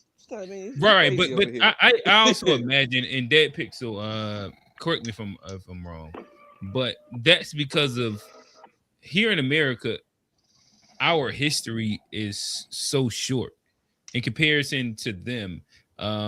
Like the history of nationalism over there means like thousands of years of history, and like their people being on that land for, you know, like maybe of like here in North America, like the earliest you could trace might be some version of a 14 something, right? Maybe 15 something. What are you talking about? As we currently are living? The first settlement was St. Augustine, Florida. That was like 1500s, I believe. There you go.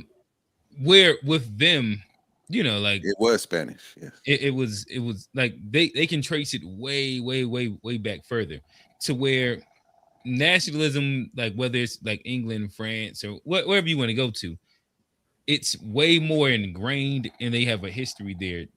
And yeah, it seems like the governments for decades have been doing their utmost to destroy nationalism. Nationalism is seen as like it's spoken of in the same breath as racism, or seen as the same thing. Oh, really?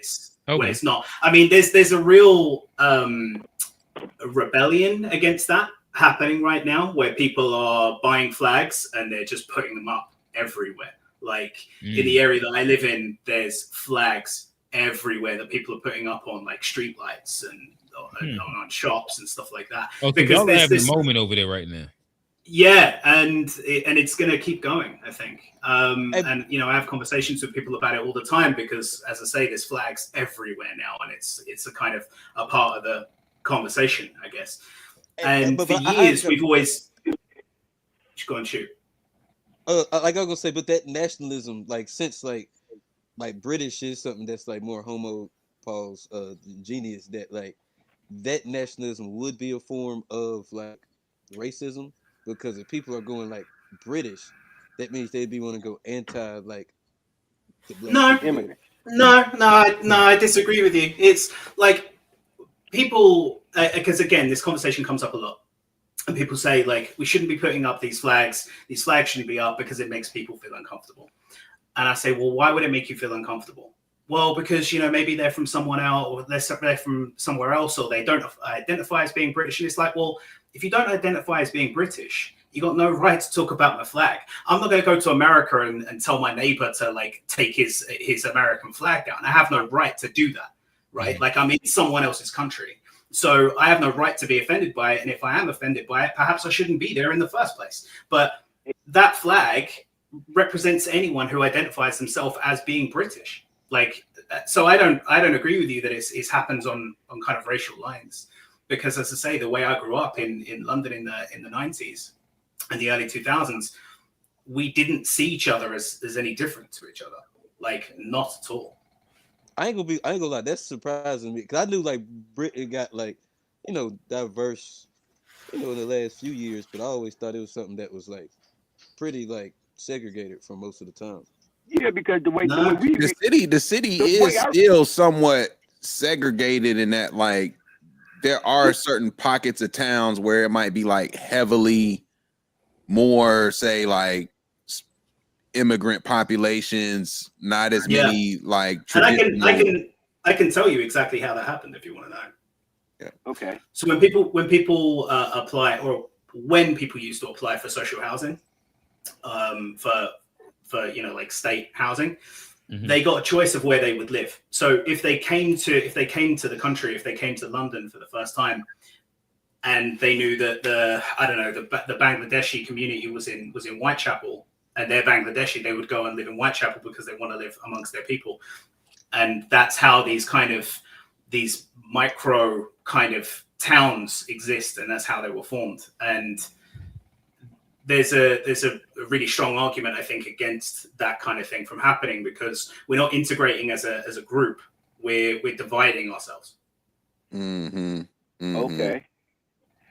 Because I know I saw a video that was from England, and they had a group of Muslims, and they was talking about, well, you get used to it, so and so. And I'm like, why are, you coming to someone else's country? Why not, why do people even move somewhere that they don't like? They want to redo the culture.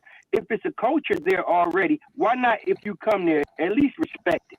And that's the problem, I think, with a lot of people and immigrants and stuff like that. They want to change someone else's culture into theirs, and you don't do that. That's disrespecting someone else's house. You wipe your feet before you come into my house. And that's exactly the reason why we're having this rise in nationalism right now. It's like an immune response to a change. Exactly.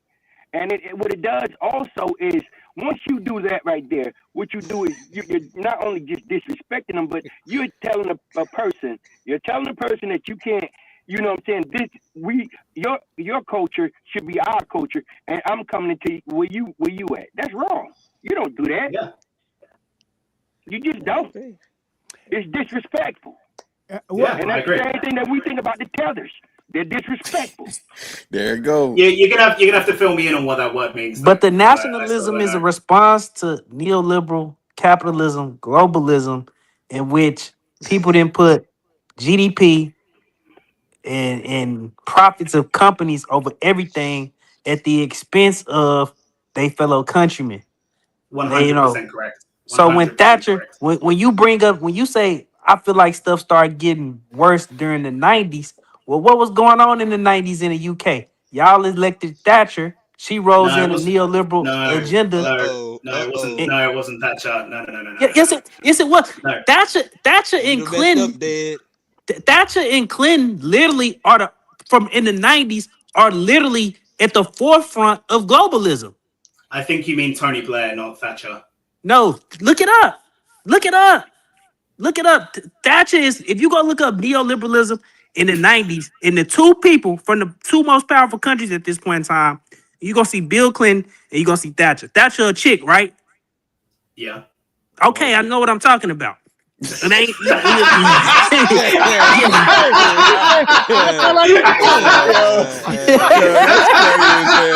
nigga said, yo, that's a chick, right? Yeah, I know. That's funny. Okay, then. And she should be able to vote. If you go look up when people really start to talk about who is the two most at the forefront of pushing this, selling this agenda, they sold this agenda. They sold this agenda to the Americans, and they sold this agenda to the Europeans, that this outsourcing and all of this stuff will be good for us. We'll be able to get cheap goods. We'll be able to get, whatever. It will lower the price of everything and so forth, so on. And these people ushered in, basically sold us out. They basically sold us out.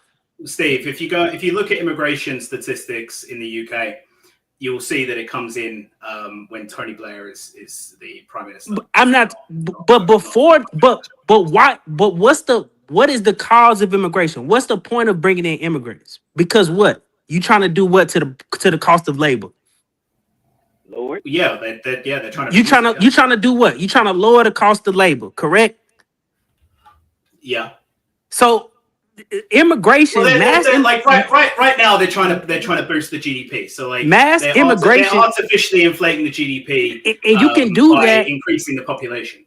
And you can do that by increasing the population at a lower wage, which is neoliberalism 101. The first, because Thatcher is before Blair, correct? Yeah. So Thatcher is the first iteration of neoliberalism coming into the UK. Blair is a continuation of it, but the actual introduction of is your basis for this just because of Clinton? It's actually her politics. If you actually go look at Thatcher's politics and what she believed in this kind of globalist ideology. She believes in that. And mass immigration is a carry-on of globalism. Like it's a part of globalism. I mean, I'll go and look up some stuff, Steve. I'm not going to directly disagree with you, but what I would say is that Margaret Thatcher was probably the last prime minister that we had that had balls, which is ironic given that she was a woman. She was the only one that was kind of I'm going to say it again, the Falklands. Do you know the Falklands? I got a question. You go look up use any chat box you want. You go use any Google search you want, and you go look up Thatcher globalism in the free market and see what it tell you. And because this is because people have this same thing about Clinton in the United States. Because people remember Clinton as, we was doing good during the 90s. We was making a lot of money during the 90s. We was doing this during Clinton literally. So look, soon as you Google it, it's gonna be a slew of shit that's gonna come up about what her true legacy is. Hey, Debbie Steve. That nigga can type, nigga. That's 100 words per minute. That's 100 words per minute. That nigga's got some typewriting classes. Professional Twitter face. Hey, he don't got not one typing. Nigga, that nigga, hey, he is not pecking on that motherfucker, bro. He typing for real. Yes, letters, all letters. He typing for real. You You Google anything about Thatcher, and it'll tell you that her legacy is pushing free markets, globalization, and economic freedom, quote unquote. The ramifications of the shit that we dealing with today. I mean, the guy just answered it on screen. Yeah, Thatcher old as shit. Margaret Thatcher naked on a cold day. Y'all know the movie. Y'all don't know the movie. Okay. Thatcher. So Thatcher coincides with Reagan. Regardless of the point. Reagan and Bush, yeah. Okay, regardless of the point, when you Googled her up, what did it say about her legacy as it pertains to being what was her main tenets that she was pushing as the prime minister of the UK? I mean, she was known for a lot. There's a lot of kind of anecdotal stuff. I think a lot of people look back when they look back at her, they think about the Falklands War, the war in the Falklands. She literally did. I mean, this is crazy, but this is crazy because people got this same type of misremembering about people in America. She literally ushers in financial deregulation, the liberalization of markets, the free movement, like all of the stuff that people complain about that destroyed the quality of life that they had, as whether it's people in England or people in America. All of this stuff was sold to us by people who told us free markets is good and we gonna do better the freer the market is. Anybody that was at that time who brought in the no, they still stuck with the pounds. When did the European Union come about? What year was that? That was 04. All right, fellas. Hey, I think that this is probably a good time to land a plane. We've had a fun conversation. Shout out to all our people. We've had some new callers call in. We have had some of our OGs.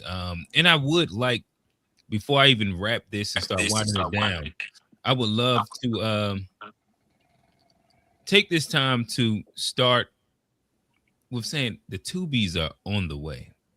Right now, and I think that everybody up here is nominated. You said we that's old man. That's old man, bro. That's old man snoring. Go find Aunt got sleep apnea. He was just talking, man. No, I what I do? I swear it's hard. Hey, listen, it threw me up too. That's why I was starting to like. But I heard some, bro. I heard Johnny, that too. It's Johnny with his headset. Oh, it might be because you keep holding the mic like that a little bit. Yeah, that's Johnny. Yeah.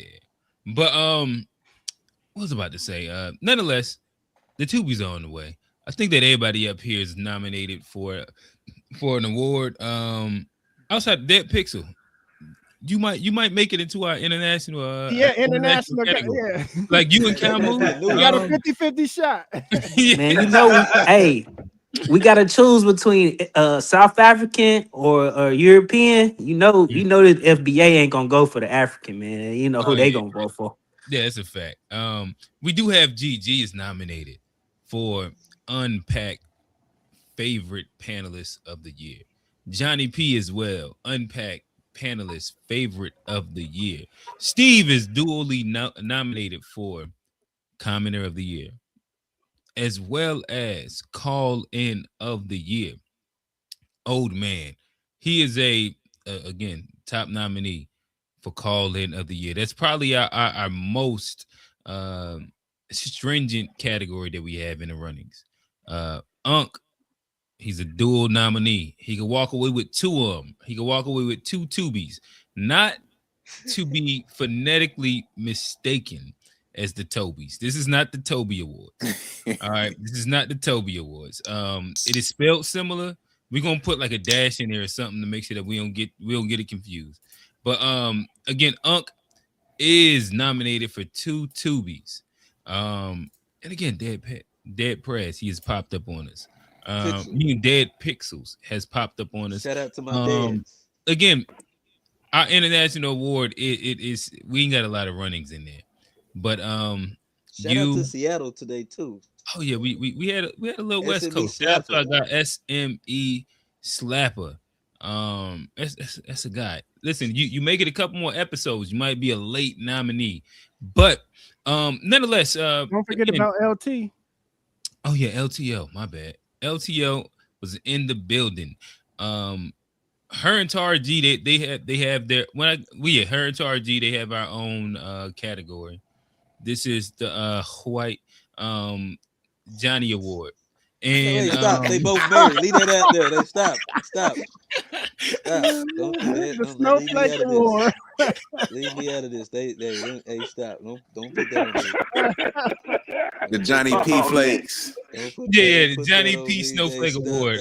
Not to be confused with like being a liberal, but yeah. Nonetheless, it is the gang. This has been a fun episode. We have had G the King. You see him right there. Make sure that you follow him on all socials. Hit the podcast. Make sure that you tap in with the brand. You have Johnny P. He is the host of the To Be Fair Show. He is 1/3 of the To Be Fair Show. We going corporate, baby. 2B's is OTW. We got Steve, everybody's favorite socialist. Old man, Cali's finest, the FBA. You listen when you talk about black, you better put FBA in it. We have Unc, Rock Hill's finest by way of Newark. Would you say that's Copper Scared? You crazy. And we had a new guy up here. We had Dead Pixels out of the UK. He's out of England. We had SME Slapper from Seattle. LTO, that's our homegirl. She's from Florida. Northwest. Yeah. And again, I'm Q. This has been Unpacked. If you want to stick around and chop it up with us, again, the link is still live. We'll hit the after show for a little bit. We'll just chop it up, have a little fun. With that said, this has been a fun episode. And like that, we out. Peace.